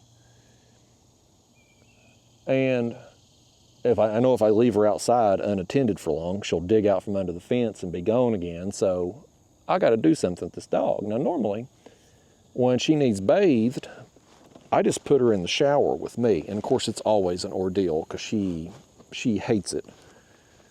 But I'll stick her in the shower with me, scrub her down. Well, I'd already showered and I had to go soon. So I get the idea, I'm gonna take her outside. I'm gonna put her on a leash and I'm gonna get the water hose and scrub her down. So we go out there, I get on a leash, and I'm hosing her down. I got the shampoo, you know, we're lathering her up. I got gloves on, so I ain't trying to get dog doo-doo all over me. And I'm hosing her down, and so I need both hands for this, right? To wash and lather and stuff. And so instead of holding that leash in my hand, I stepped on it. And her normal dog leash, her normal leash is thicker, but I got one of those, I had one of those retractable leashes, and it clips onto her collar. The other one just goes around her neck and like cinches down, that we normally use like for on a walk or something. I forget what they're called. But this one attaches to her collar, and so I stuck it on there. And I was stepping on the damn thing while I'm got her lathered up and scrubbing and whatnot. And all of a sudden, she goes wild and starts trying to get away from me. And she starts pulling on that damn leash, which I'm stepping on. And that leash, you can see what it's done to my foot here, digs into my foot. And she's trying to get away. I can't get her under control, and it's digging in. So I got like I don't know what you call it, like a cut or friction burn, if you will, on my foot. And of course, I'm pissed at this point. So, I end up getting her through the daggone bath. Man, I was so pissed off at her. And so, yeah, so now I'm the walking wounded here. And don't you all be looking at my feet either, you perverts. Don't be looking up here at the toes. You just look there at the wound. I got another corn here. The Asian spa lady's gonna have to shave off next time a girl takes me to get a pedicure. But yeah, boy, it dug in right there, man. It hurts like a dickens too. Dang dog, man. She did redeem herself a little bit though, after that. I've talked a little bit about the squirrel issue I have. These squirrels they're terrorizing my bird feeders. And I offered them a peace treaty a while back. I started feeding the squirrels out on the tree that they live in. I got some of that dried corn and one of them little squirrel feeder, I guess it's called. It's like a piece of wood that you screw into the tree. And it's got a long screw that comes out, and you put the dried ears of corn on that screw, and the squirrels sit there and eat it. I thought if I feed them out there, maybe they'll leave my bird feeders alone. Well, they eat the corn and terrorize my feeders. So Daphne has killed 2 squirrels prior to the other day. The first one I felt really bad about. The second one I was like, good. If you're going to keep terrorizing my bird feeders, every one of you needs to go. So I didn't feel bad about the second one. But finally, she got another one the other day. It had rained at the house, and there was rain on my living room window. And sometimes when I get up from the couch, them squirrels will be hanging from the bird feeder, and they'll see me get up from the couch to run over to the door to let her out, and so they get a head start on her. Well, this particular day, rain on the window, the squirrel couldn't see me. So Daphne got a head start on the squirrel, and she got it. And it ended up, she had it for a few seconds, and it got away from her and got up the tree. And I thought, well, dang, it got away. Well, apparently the injuries it sustained must have got it later on, because it must have ended up falling out of the tree. Because I went outside a little while later, and Daphne had the daggone thing. And she was walking across the yard. She's proud of it too. She ended up going and burying it over by the power poles on my property. I got some TVA power lines, and there's big giant poles over on the side of my property, and she went over there and buried the daggone thing. And I thought, this is a pretty good dog right here after all. She's helping me with a squirrel problem. She's disposing of the squirrels for me. This is a pretty good operation. All I gotta do is just feed her, and she's handling business for me. Or so I thought. Because later on that afternoon, I see her with it again. Sure, she buried it, but then she went and dug it up so she could play with it again. Oh, I'm like, you nasty dog. So then I had to get rid of the squirrel. But yeah, man, Daphne the dog's been, we'll go 2 months, no issues. I'll get lulled to a false sense of security. And then next thing I know, she's out the fence and gone. I'm getting a call from the neighbors, or peeing in the floor, rolling in poop. It's always something with this dog. I guess I got spoiled with my last dog because he was so good. Like he never caused problems. He didn't get into anything. We go somewhere on a walk, I didn't even have to put him on a leash. He'd stay with me. If I took Daphne somewhere and she got off that leash, I would never get her back. It's like when she gets out of my fence. When she runs away from home, she keeps running. She doesn't come home. You know, a lot of dogs, we've got other dogs in the neighborhood, they'll go sniff around, poop in my yard, and then they go home. Daphne don't come home. She just keeps going. The last time I got a call from a neighbor, she was almost 2 miles away from the house. You know, of course I got a collar on her and all, and phone number and all that. But still, I'm worried she's going to get out there on the highway. Because where she's been going, that other house, they're, you know, obviously a long ways away, but they're by the highway. And it's a busy highway. If she gets out there, she's going to get run over. And so I'm been very vigilant about closing my gate and making sure it's closed. And I don't let her out without me being outside, because she will dig her way out. She's a resourceful dog. She's smart. She's dumb, but she's smart in her own way. Like, she's intelligent enough to do what she wants, to figure out how to do what she wants. She just ain't smart enough to learn that she shouldn't be doing those things. Or she just don't give a crap. Maybe that's part of it too. She just don't give a damn. But yeah, my foot. And I probably shouldn't be, I don't know, I guess I probably shouldn't be walking around lake water there with that wound like it is, but you know, I don't think it's infected or anything. It ain't got no drainage. It's kind of red around that, but it ain't no worse than it was. So gonna have to put off going to the Asian spa for a while though. They can't be massaging my feet and all that with that wound. That girlfriend, buddy, she's got me. The first time we went to get that pedicure was kind of a joke, because my parents had got me that daggone gift certificate and I'd made fun of them for going and stuff. And I mean, that first time we went to that Asian spa there, that woman had hold of my feet, had that cheese grater going on my corns, and had that ice pick going around my cuticles and stuff. Like, I mean, I was hanging on to that chair, white knuckled, man, like claw marks in that chair. But I will admit, it was nice. I got home that night, I slide into bed and my feet don't catch on anything because they're silky smooth. They're not catching on the sheets. And you go to put on socks and your feet ain't catching on the fabric of the socks. It's really nice. I ended up giving them another chance, going back. I think I've been a total of 4 times now. 3 times? 4 times. 4 times.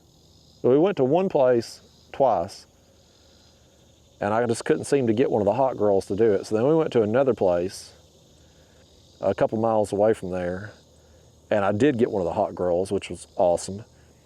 This past time we went, I didn't. It was an old one that I got, an old woman. But the girlfriend was even kind of jealous of her because she spent a lot of time on me. Like, normally, there's a routine that they do, and I ain't getting my toenails painted. Obviously, I mean, I'm a man. Which, I mean, I guess some men get their toenails painted. It's a little,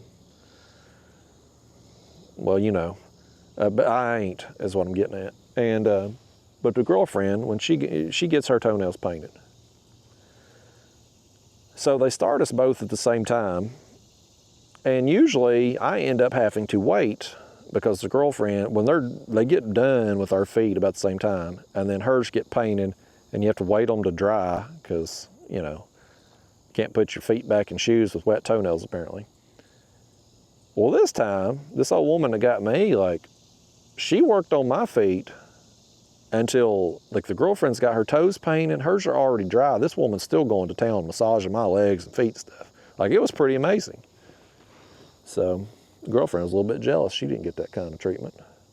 Serves her right for laughing at me. First couple times I was in there and hanging on for dear life because that cheese grater and all. That cheese grater's intense the first time, man. They get on that, it's an actual cheese grater, and they'll sit there and just run it up and down on your corns. There's a pile of skin on the chair when they're done with you. And then they get down in there with that ice pick around your cuticles and stuff. Don't you perverts be looking at my feet all weird either. I'm just showing you for educational purposes. But they get down there on the nail bed and they dig out all this skin. I mean, it's almost embarrassing how much skin you got there on the table, because they got your feet. It's these massaging chairs. Like you see them at the shopping malls and stuff. You can put $1 in and the chair will bounce you around and vibrate you for a couple minutes. Or maybe more than $1. Hell, I don't know. I don't ever go to them. But anyway, you sit in one of those chairs while they wash your feet and cut your toenails, and then they'll massage your feet and your legs, and they put this I don't know what oranges do, but they cut up slices of oranges as the fish hits that rod. Maybe another channel cat or something. But they'll rub them damn orange slices up and down your leg. It's something. I'll admit it. It's something. I never thought I would do such a thing. And then I got roped into it, and my parents were like, oh, you'll like it if you go. And now I'm turned into some kind of pansy, but I'm kind of enjoying it. The girlfriend loves it. All her friends are super jealous that I go with her to these places, because their boyfriends, husbands, and don't. But it's kind of nice, man. Your feet are silky smooth. You get pampered a little bit. It would be nice if one of the hot girls would do it, I'll admit, but you can't just go in there and request a hot one, apparently. It's frowned upon. They don't understand English no way. It is, I mean, the 4 times I've been now, I got 2 old women, a man, very uncomfortable when the man done it, and 1 hot girl. So I'm basically got 25% average getting a hot girl right now. And when you consider that it's, I don't know, 90% hot women in these places, what are the odds that I'd only be getting a hot one 25% of the time? When if there's 10 employees in there, 9 of them are hot.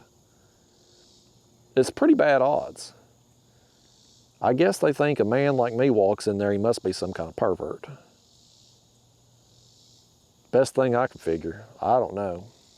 And they're not wrong if they do think that, but, you know, I'm not going to be, I can't even speak their language to be inappropriate.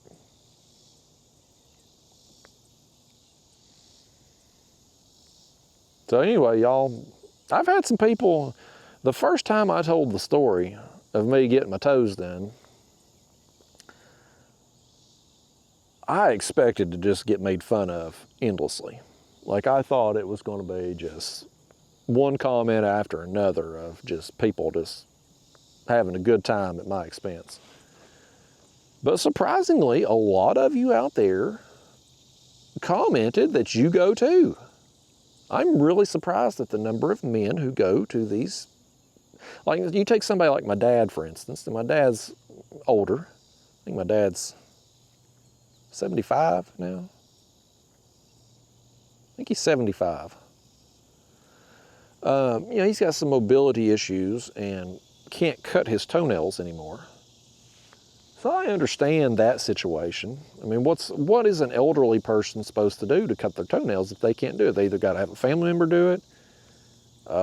If they've got a podiatrist, they can go there and have it done. But if they don't, what are you going to do? You go to one of these nail places.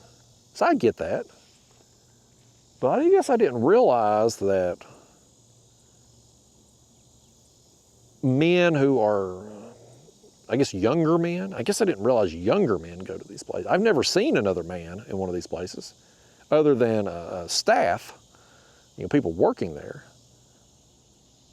Usually, when we've gone on weekday evenings. And so I imagine if you go on a weekend, it's probably be a little bit more busy. But every time we've went in, there's been either nobody there in the toenail area. You go into these Asian spas, and you walk up to a desk, and they know enough English to ask you what you want. They basically give you this book, and you point to what service you want. So for me, I want my toenails cut. I push that basic package. And the girlfriend, she'll pick the other one there that's got the nail polish, gel coat, whatever the hell. I don't know what a gel coat does to a toenail, but it's apparently $10 more. It's ridiculous. That gel, it must be laced with cocaine, best I can figure, because of the price of it. But nevertheless, $10 more, you get you some gel on there. But then they take you back, and they got one area, and there usually is people over there in the fingernail area. There's usually been people there, women there, getting their fingernails done.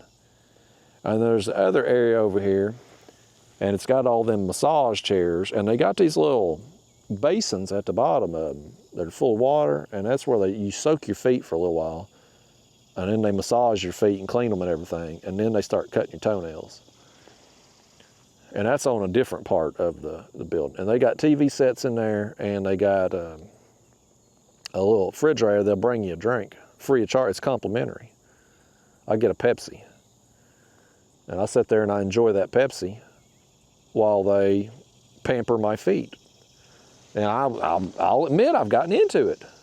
Y'all can judge me if you want to, but I've gotten into it. Now that I'm past the fear of the ice pick and the cheese grater, it's become something quite enjoyable. Not quite as enjoyable as reeling in a fish, which we're suddenly not doing very much of, but it's enjoyable nonetheless. So I recommend trying it. Try it once. It's one of them life experiences. You may not like it.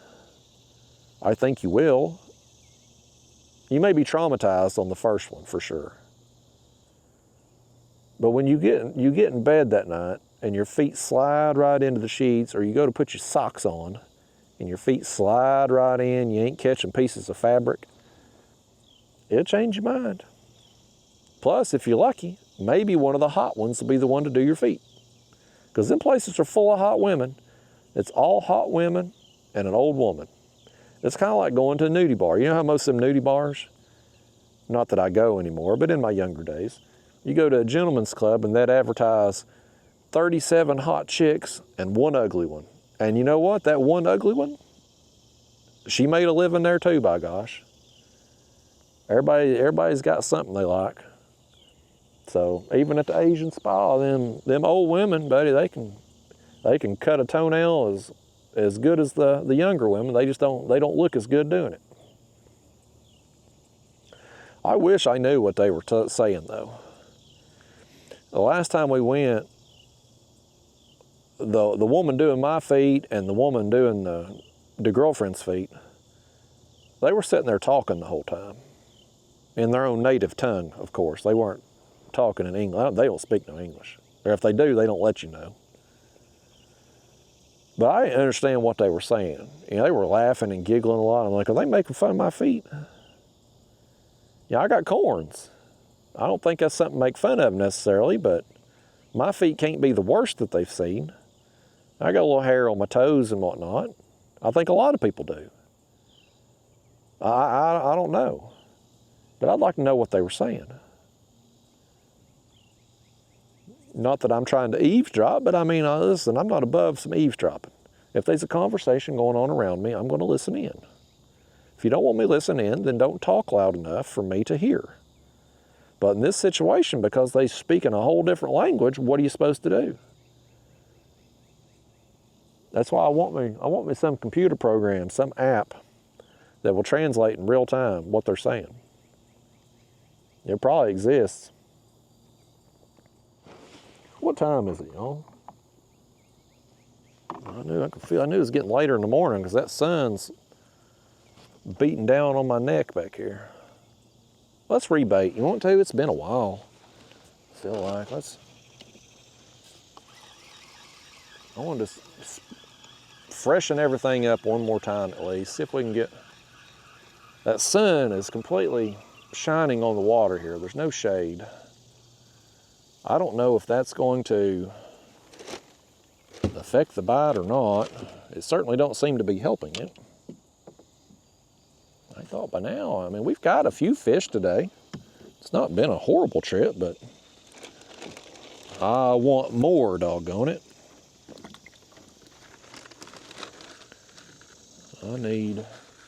I need some more fish today, man. Y'all need some more fish today. We all need more fish today. Oprah Winfrey. You get a fish, and you get a fish. We all want a fish.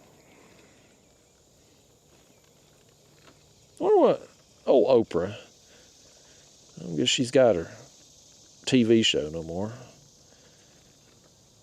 She was a big thing when I was younger. I remember Oprah Winfrey show, Donahue. Them TV shows used to be big back in the day. Then Jerry Springer was big. I don't know if any of them shows even exist anymore. I guess everything's going to podcast now. Hell, this video here is kind of a podcast in its own way. Kind of an on-the-water podcast. Although, I'm more of a one-man show. I don't really have guests. When I do have guests, it's been a challenge. That last video there with Daniel, he's a low talker, so it don't matter if you put a microphone on him, if you don't, like, you ain't gonna be able to hear him regardless. I'm gonna have to start, if I have people fish with me, it's gonna have to be people that are talks loudly and comfortable on camera. A lot of people ain't comfortable talking on camera. I can certainly relate. I wasn't for a long time. I still ain't comfortable on camera when there's people around me. As weird as that is.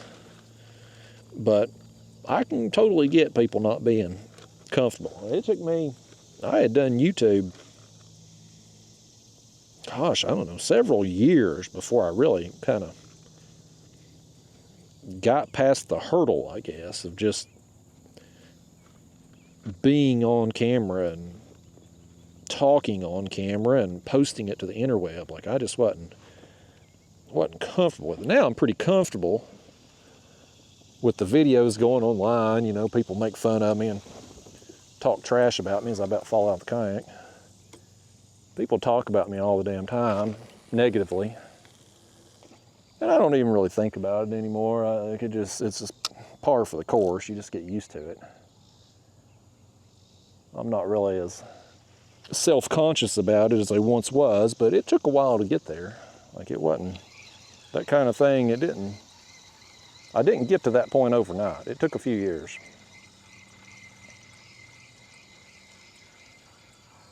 I think some of these fish here today must be at a point where maybe they're a little camera shy too, or else we'd be catching some more. Something had got our worm on that one. Got my corn and my hair rig all tangled up. What did y'all do with that? There we go. There it is.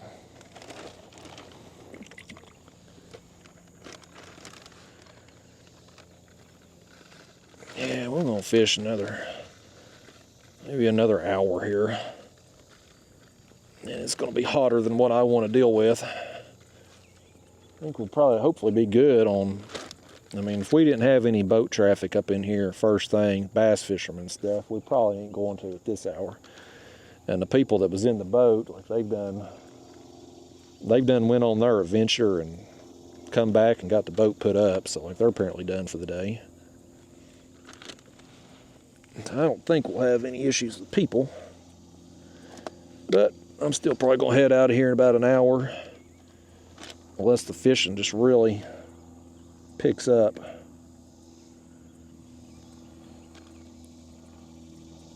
That worm on there, a big worm. There we go. Let's throw this. I'm gonna try to cast this a little farther too if I can.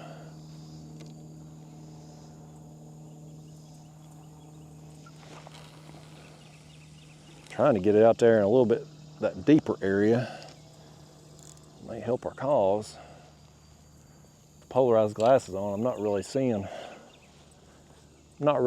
any activity. Sometimes you come in these creeks where it's real shallow, like up here on this part where it's real shallow, and you got your polarized glasses on, you can see fish rooting around, like you'll see little dust clouds, or either carp have spooked and they've swum and kicked it up, or you'll see like where they're just rooting around eating, you'll see a little dust cloud.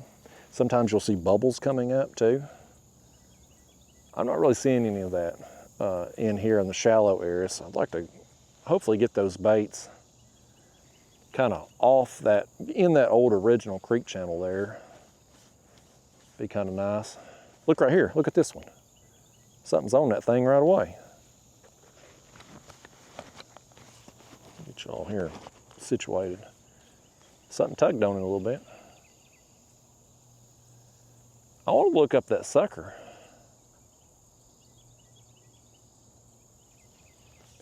I know it's a sucker, but I don't know how many varieties of sucker there are. Like that's fascinating to me. I mean, to have fished as much as I have, and that's the first one I've ever caught, at least to my knowledge, to my memory. Here we go. Something got it. Is that a channel cat again? We just rebaited and got that thing cast out. Oh, he just come free. I think it was another channel cat. Oh Lord, here come them people again.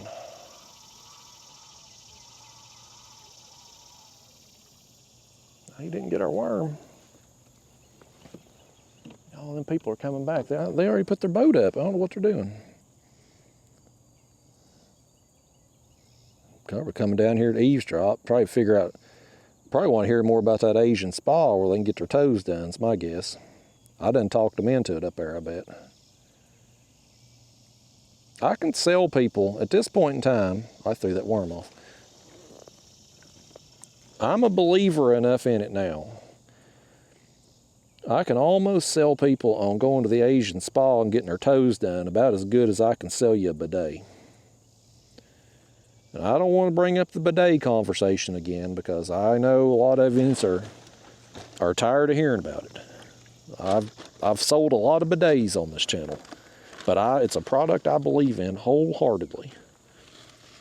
And every time I travel somewhere and don't have access to a bidet, I end up believing in it even more. It's amazing to me, in 2024 in America, people are living like Neanderthals using toilet paper to wipe their hind end. If you got doo-doo on your face, you wouldn't take toilet paper and wipe it off. If you got doo-doo on your hands, you wouldn't use toilet paper to wipe it off. You would use water, soap and water, specifically, on your face or hands. But at least with a bidet in your butthole, you can power wash that thing. People all over America walking around with dirty buttholes every day. It's disgusting, really.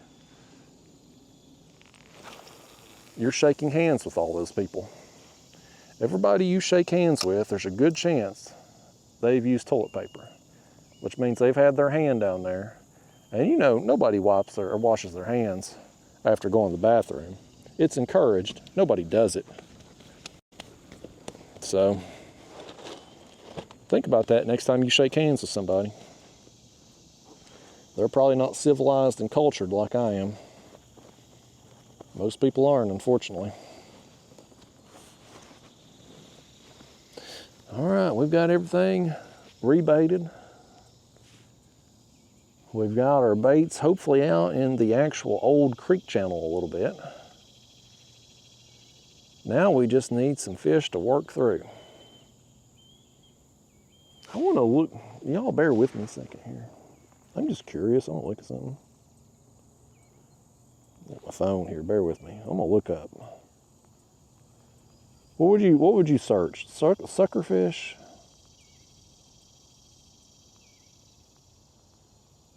Tennessee.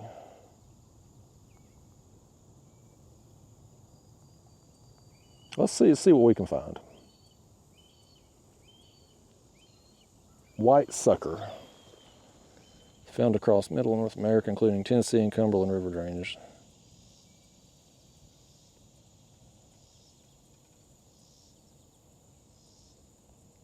Let's click on this. We're gonna get ourselves educated here. Maybe we ain't. That ain't what we want.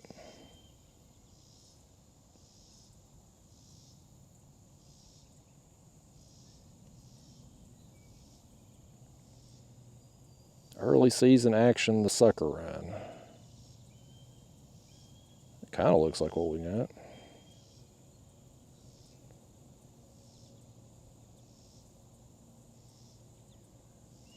I don't know.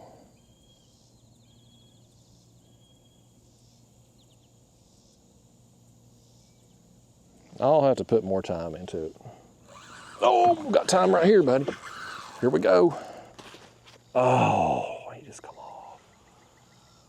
He just came off, man. Well, casting out there and a little bit deeper got us some action. I think the other one was a channel cat a minute ago, but dadgummit, we missed another one, y'all. I blame y'all for that. If you didn't have me on that daggone cell phone trying to look up a daggone sucker,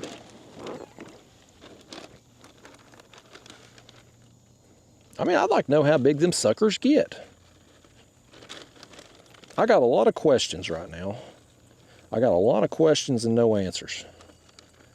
Like, how'd y'all lose that fish that just had that run? The drag wasn't that tight. He didn't get the worm. I don't know how you messed that up. It's definitely your fault though. That wasn't me. Not that time. Okay. Let's try it again. See if we can get it out there a good ways. All right. Good enough, I reckon.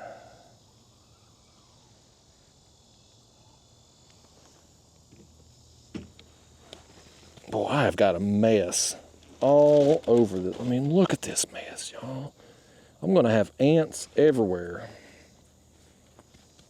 Because this dang soybean meal, it just sticks to you so much. I got a feeling, even though it's worked for us today, we've got some fish with it.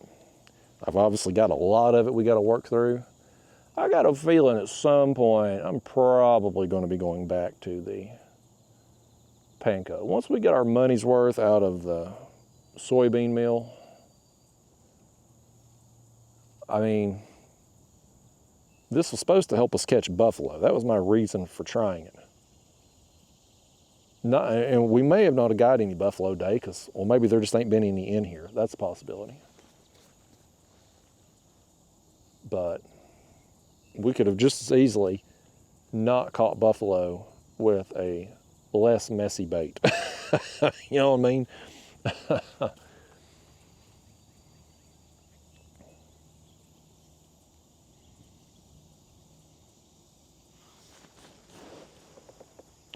Yeah, folks, lots been going on. Hitting the deer, the thievery, Daphne the dog. That Twisters movie, excellent, by the way. And not that Daphne rolled in the poop. We did end up getting to go see it and made it there on time. No thanks to Daphne, but excellent movie. I won't ruin it for you if you ain't seen it yet, but any spoilers, but the storyline, very believable. I mean, I'm not a meteorologist or anything. I'm sure a skilled weatherman would probably refute what they were trying to do, right off the bat. But as just a layperson, somebody that can look at Doppler radar and figure out if it's about to rain on me, I thought it was a very interesting storyline. The characters were all likable. It was, I was on the edge of my seat start to finish. The special effects were amazing. I mean, I watched the first Twister back in, I was a kid, 90s, whenever it came out. And it was good. I remember it being a good movie. But nothing like this. Like, this one was way better. It would have been nice if maybe they'd had like a Helen Hunt cameo or something. Kind of just obviously she didn't fit into this movie, but even if she was just in there somehow, like just some random character, just to kind of acknowledge her, I think that would have been pretty cool. But, my phone dinging, email. Probably another spammer trying to get me to sign a contract and then the contract take over my YouTube channel. That's scary stuff though. Like, that could have happened to any YouTuber. Could have easily happened to me. I have signed several contracts. And I feel bad for that woman. The guy, the Save a Fox channel, at least I'm sure it was stressful. It had to be stressful. But at least he was able to get it resolved pretty quickly. The other woman, she's been at it a while, and finally, I guess, just give up hope and started the second channel. But, it's pretty crazy. And the bad part about me, I guess, I'm not skilled on computer stuff. I didn't grow up with computers. We got a computer at my house. I think I was in middle school, 7th or 8th grade, I guess. And the computer was just, you played solitary on it. You thought you were doing something. The computer wasn't, what the hell did you do with the computer back then? But we got it, and then we got America Online, AOL. And this was back when AOL, it come with a disc. You get those discs, and it was like 290 hours free internet, and you would plug it into your phone line and that CD-ROM, and your computer would go doo-doo-doo, and you would sign on, and it'd be like, you've got mail. And you could get on the internet, and just a basic HTML page back in those days on dial-up internet, like it would take, you'd be sitting there waiting 10 minutes for the website to load, like you just wait forever. Like, that's what I grew up with on computer. And that wasn't until, I was a teenager, I guess, 7th, 8th grade. I don't know, how old are you, 7th, 8th grade? 12, 13, something like that. So, yeah, and so I didn't grow up with computers. And, I guess when I was going to high school and college, some people had computers, but it wasn't as big a thing. Like, I remember when I was in college, I wrote papers by hand. Like, some people would but like, I remember turning in papers by hand. Like, so, that's kind of where it was at, technology-wise, in my day. And of course, I got some computer skills as far as like on the job stuff. Working as a nurse, as time went on, everybody pretty much across the board went to computer charting. So every hospital you go to would have its own computer charting system. So you get some computer training with that. Clearly, everybody's got a little computer in their pocket with their cell phone these days, and apps certainly make it easy to use those on certain things. But as far as like actual computer, I could not program a computer. I wouldn't have a clue. These hackers that take down these computer websites and stuff, business websites, I wouldn't have a clue how they would even begin to get started on something like that. So I'm kind of out of touch. Like these scammers, like if they're good at computer stuff, it's like taking candy from a baby with somebody like me. Like I have no clue. I wouldn't even know what's going on, let alone be able to stop it. You know, I'm doing basic arithmetic, they're doing advanced calculus. Like that's the gap between what they know and what I know. And so the only thing I know to do is to not do anything as far as like letting companies sponsor thing. You know, my deal with Catfish Sumo, that's easy because I know the owner of the company. Like Ma and Daniel, they're the owner of Catfish Sumo. Like our dealings are done in person. I mean, we have a contract, of course, but like everything, the negotiations are done face-to-face, person-to-person. You know, I knew Daniel before I ever started working with Catfish Sumo. Like him and I had been friends a few years before I signed that contract. But with a random company, I don't know these people. They don't know me, really. You know, and here's another thing to think about, and I wonder about. How many companies out there have been ripped off by these spammer accounts pretending to be YouTubers and TikTokers, influencers, whatever? How many of them have been duped because some scammer created a fake account and reached out to the company to get free stuff or sponsorship deals, things like that, and the company has sent them money or gifts or products, whatever, or both? I bet you there's been some companies that's been ripped off too. I mean, these scammers, they took advantage of several people in the audience here. Like, I mean, I had several, that's why I had to put my Facebook page back up. I was done with I hate Facebook. I was done with it. I had removed my business page, like it'd been gone for like almost 2 years. But I got back on because people were reaching out to me saying, Justin, you know, where's my stuff? I sent you this money. I'm like, what the hell are you talking about?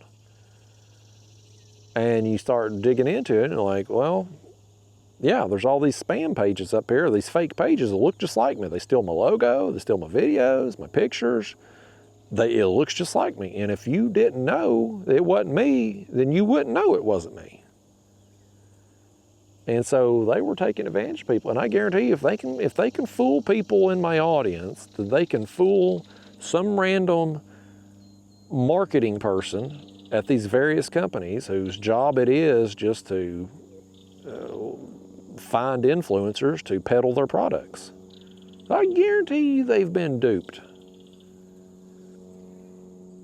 So I guess I'm just done with that stuff, which I know y'all will be happy about because nobody wants to see any more. You get too many daggone advertisements in these videos as it is with just normal YouTube commercials. I don't, because I spring for the YouTube premium, so I don't see any commercials when I watch YouTube. But you know, most of yous out there, you watch a video and you get advertisements playing before the video, during the video, after the video, all that. So y'all sure don't want to see any more electric bicycles or Ridge wallets or anything else. But I'll tell you though, and I know I'm sounding a little bit selfish and greedy when I say this, and I own that,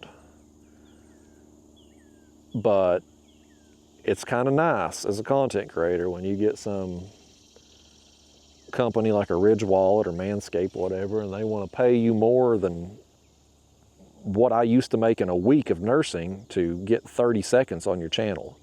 Like, that's pretty awesome. It's hard to turn that down, folks. Again, I know I'm sounding greedy and stingy and all, but it's, as the $1 Million Man Ted DiBiase used to say back in the 1980s wrestling, everybody's got a price. So I think most people, even the people who complain about it in the videos and the comment box and stuff, I think most of them, if given the opportunity to plug a company for 30 seconds and get a check that's got a comma in it, I think most people would take the opportunity. I think most people would. I mean, especially if it was a product that you liked or you wanted, or, I mean, obviously there's some products I wouldn't, if Tampax tampons reached out, like that, what the hell am I going to do with that? But you get a company like Ridge Wallet, I mean, I got no problem with that company. And I'll tell you this, when did I do them damn Ridge Wallet commercials? 2 years ago, I reckon. Look what I got right here. That's my Ridge Wallet, man. I love it. It packs your cards in there, got a little cash on this side, that cash strap, like everything. It takes up so much less space in my pocket. Like, I love it. And I ain't trying to say, Ridge Wallet, I've probably got a discount code. I don't even remember what it is. It's been so long. But, I mean, you work with a company like that. Like, they want to pay me cash and give me wallets for me and my friends. Why the hell would I turn that down? I'm going to turn it down now because I don't know if I'm dealing with them or some scammer trying to access my computer and my accounts. But before, like, hell, you can't turn that down for 30 seconds on a video. And companies like Ridge was cool with it. Like, they were very easy to work with. They're like, we're running such and such sale. We need you to mention a couple talking points, plug the website, plug your discount code, and and of course I'm like, well, I got a fishing channel. How am I supposed to work a wallet into a fishing video? Like, we don't care. You got full creative control. Whatever you need to do to work it into the video, that's up to you. Like, as long as I hit them talking points, the website and whatever that code they give me, like, they were cool to work with. And it's like, how do you turn that down as a content creator when it's something you want and it's literally the easiest money you will ever make in your life? I have never made easier money. Oh, well, affiliate links are easier.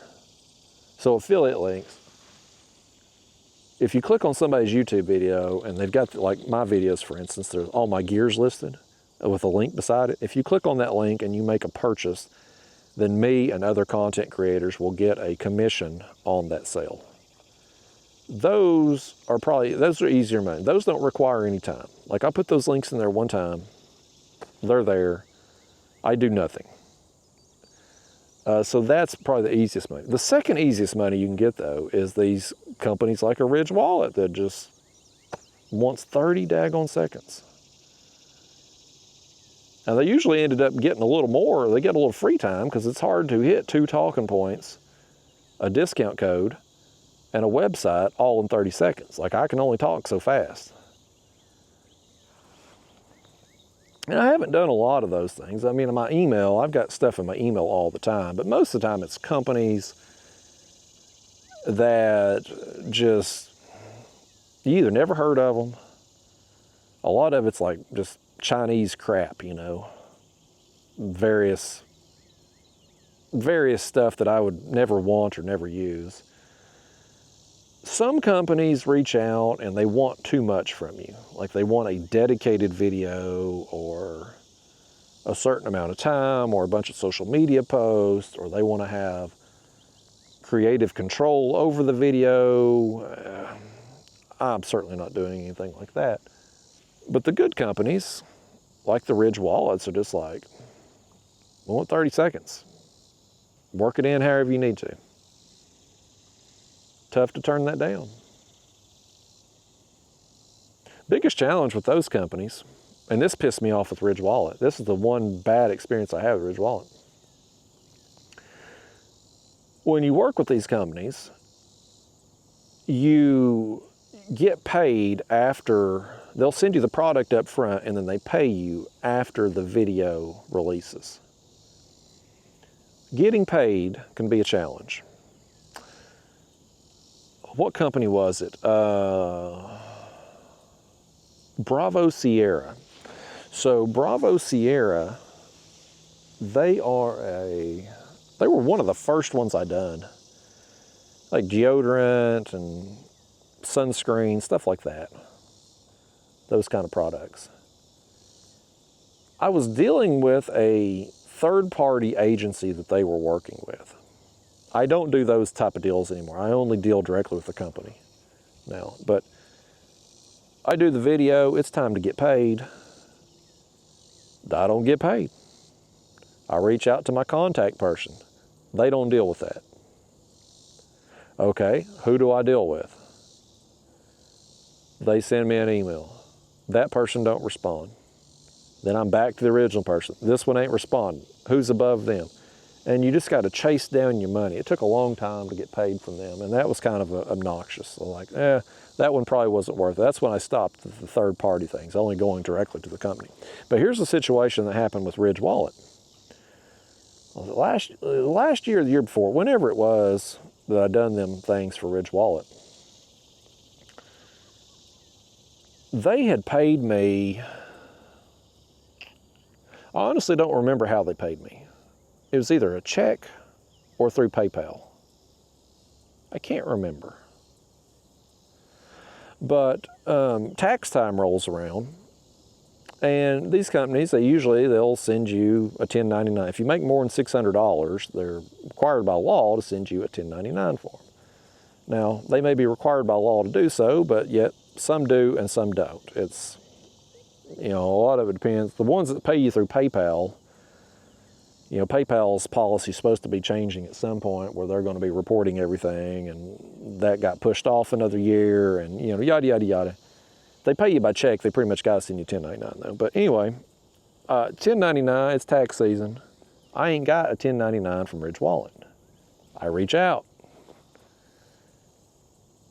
Apparently I'm not getting a 1099 form from them. Okay, fine, whatever. Time goes by, I've done filed my taxes. And if they're sending you, first off, if they're sending you a 1099 form, it's supposed to be by January 31st, send them things out. I think it was May or June. I get a damn 1099 form from Ridge Wallet. May or June. I'm like, taxes already been filed. Already done. And here I get that damn 1099 form. May or June. I was pissed. I'm like, I reached out. You said I wasn't getting one. And now I do get one. And it's well beyond the cutoff of when you're supposed to send it out. So, and again, I ain't trying to dodge taxes or anything. I'll pay my share. But they need to be responsible and send that crap out when they're supposed to. So now they've been burned on that once. Now I've made sure to ask when I've got a deal going on. Like I make sure, like, when am I getting a 1099 form, and when am I getting it? I ask that up front.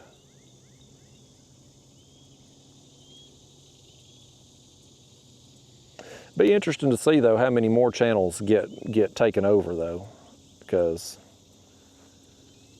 those two I mentioned won't be the last. That's just commonplace how things go on YouTube nowadays. So those two, I don't want to see anybody lose their channel. But I got a feeling they won't be the last ones.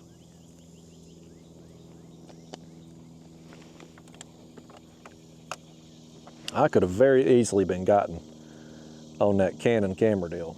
Because those Canon cameras, they're several $100s. I don't really have a need for that kind of camera. What I do here, obviously need an action camera, something with motion stabilization. Not going to get that with those fancy mirrorless cameras. You're going to get the autofocus. Everything's going to be, put your hand in front of the screen, it's going to focus on your hand. Everything else is going to be blurry. It's just not going to, it's not going to be good for what I do. But, well, I mean, this camera I'm running today, the DJI camera. Last fall, DJI reached out to me and wanted me to do 2 videos in exchange for them sending me a camera, microphone system, and all that. And so, thankfully, I was dealing with a representative from DJI then. But it could have very easily been one of those fake accounts, and they could have got me. Because I sure as the world clicked that contract to sign it when DJI sent it over. So, it's unfortunate, you know, it's just unfortunate that's where we're at in today's time. And I guess it's always been like that, but it's just more, I guess in the old days before computers ran the world, people they stole physical items from people, break into banks and steal money. Now everything can be done online in an instant, and they done got it before you even know. I mean, if somebody did a bank heist back in the day, at least there would be an alarm going off. There was a fish come up, first one we've seen in a while. But nowadays, I mean, hell, they done got you money and you don't know till the bank calls you. That last time my credit card number got stolen, they called me. So we've noticed suspicious activity on your account. Is it you? I'm like, no, it ain't me.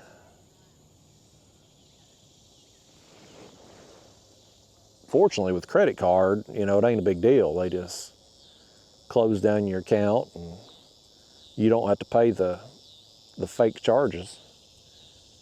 Your debit account, if they get that, they can drain your bank account. Now, you'll get the money back, or you should anyway, but it might take a little while. These people back over here, they're doing something. You hear them? You hear them on the microphone? I hear them. I can't make out exactly what they're saying. Hopefully they can't make out what I'm saying either, because we're talking about important stuff here. This is life-changing stuff. We're changing lives out here today, folks. We ain't changing fish's lives because they ain't biting right now.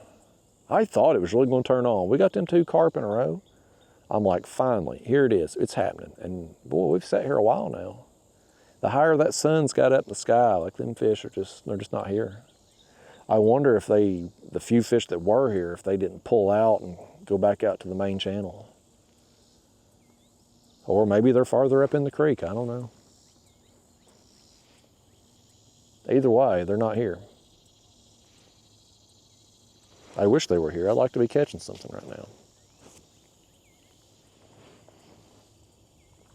I'll give it a few more minutes. Well, my battery's about dead. My camera battery lasts right at about 4 hours. It's kind of perfect for my normal trip. I think the microphone battery lasts about 5 hours. It's still not enough. I wish the microphone battery would last 8 hours. That way, if I was fishing a tournament, I could have access to it the whole time. I can obviously switch out batteries in the camera for tournament purposes, but microphone, not much I can do with it.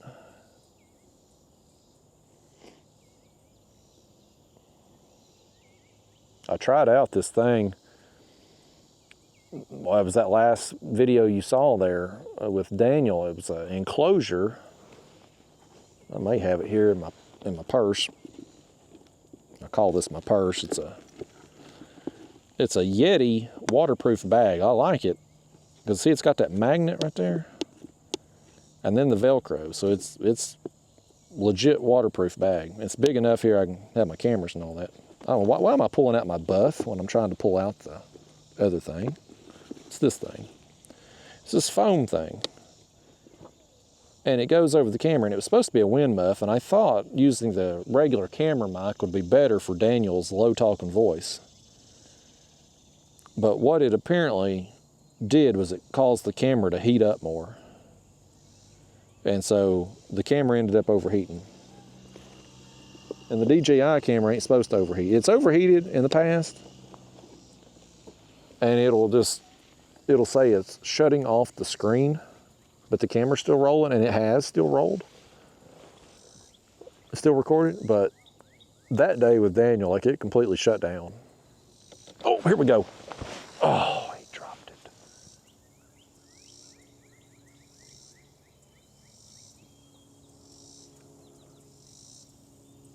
I'm leaving it out there. I'm leaving it out there, folks. I ain't reeling it in. We'll see if he'll come back for it. He tugged on it.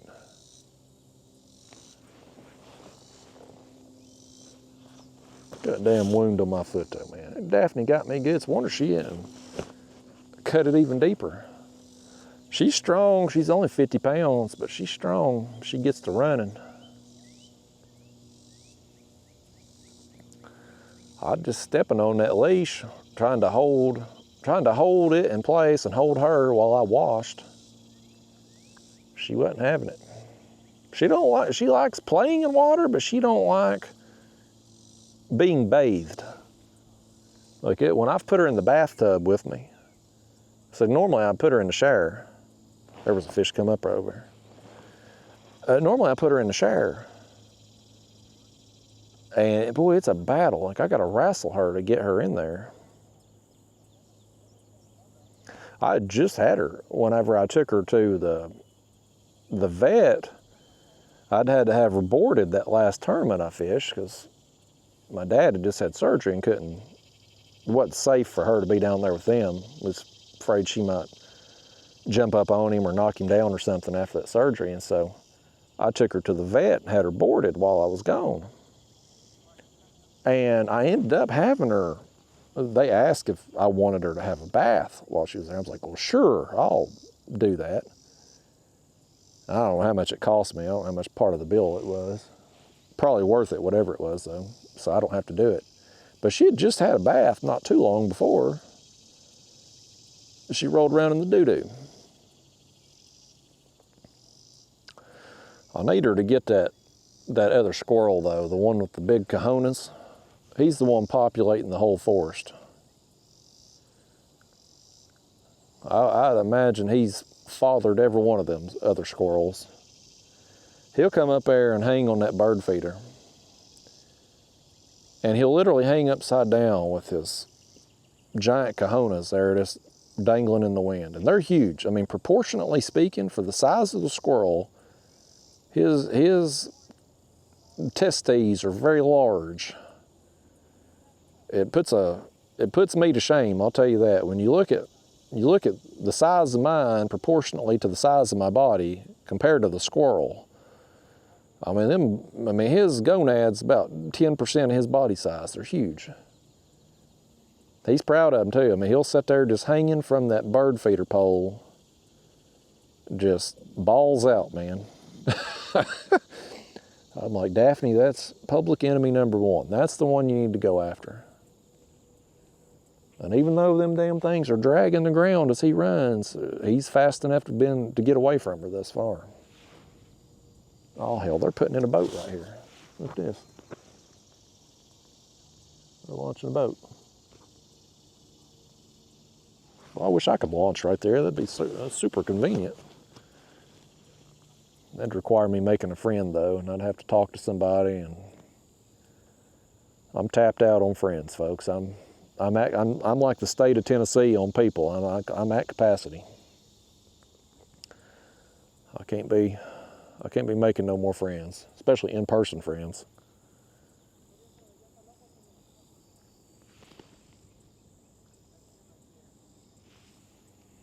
Well, I hope they don't come this way.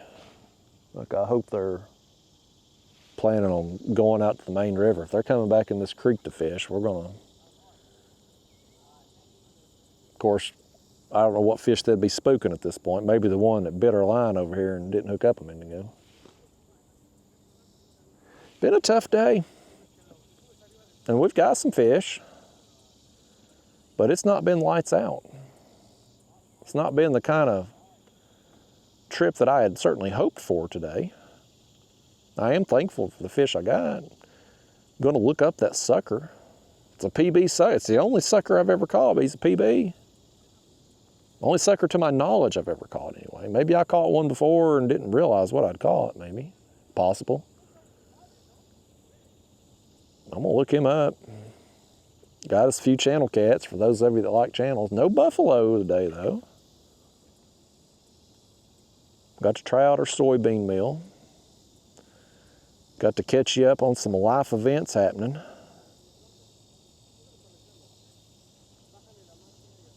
Life moves at you fast, folks. There's something going on all the time.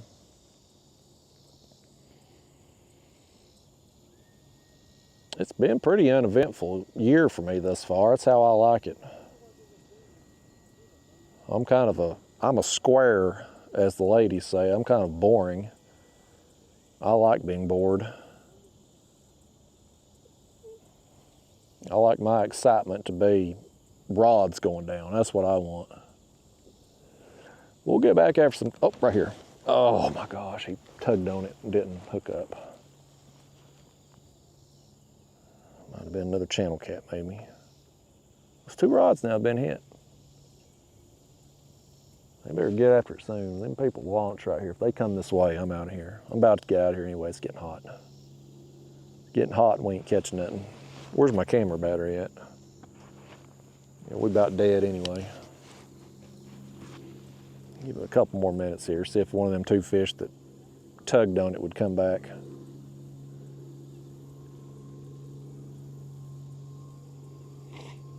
I appreciate you coming along with me today though. These unedited videos, they've been a big hit on my channel. Thus far anyway. Got a lot of positive feedback from them. A lot of you's watched start to finish. That guy in the airplane, he's watching us right now. As he flies over, y'all wave at him, use all your fingers. It's rude not to use them all.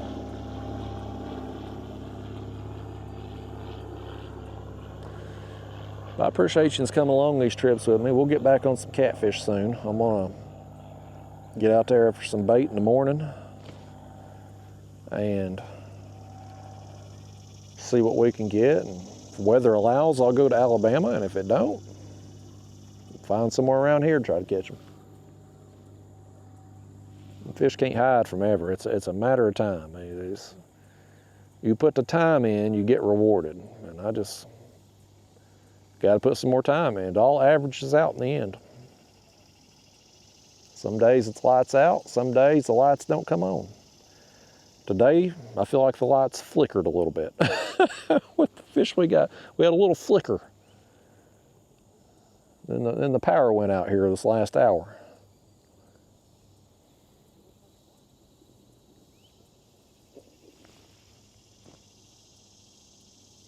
I don't know what these people over here are doing. I don't know what they're doing, where they're going.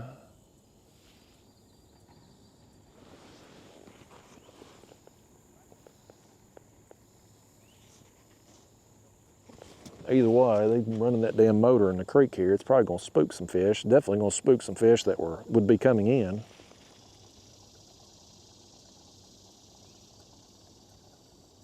I wonder when that boat, when he went out and then he come back, I wonder if that could have possibly messed up our bite.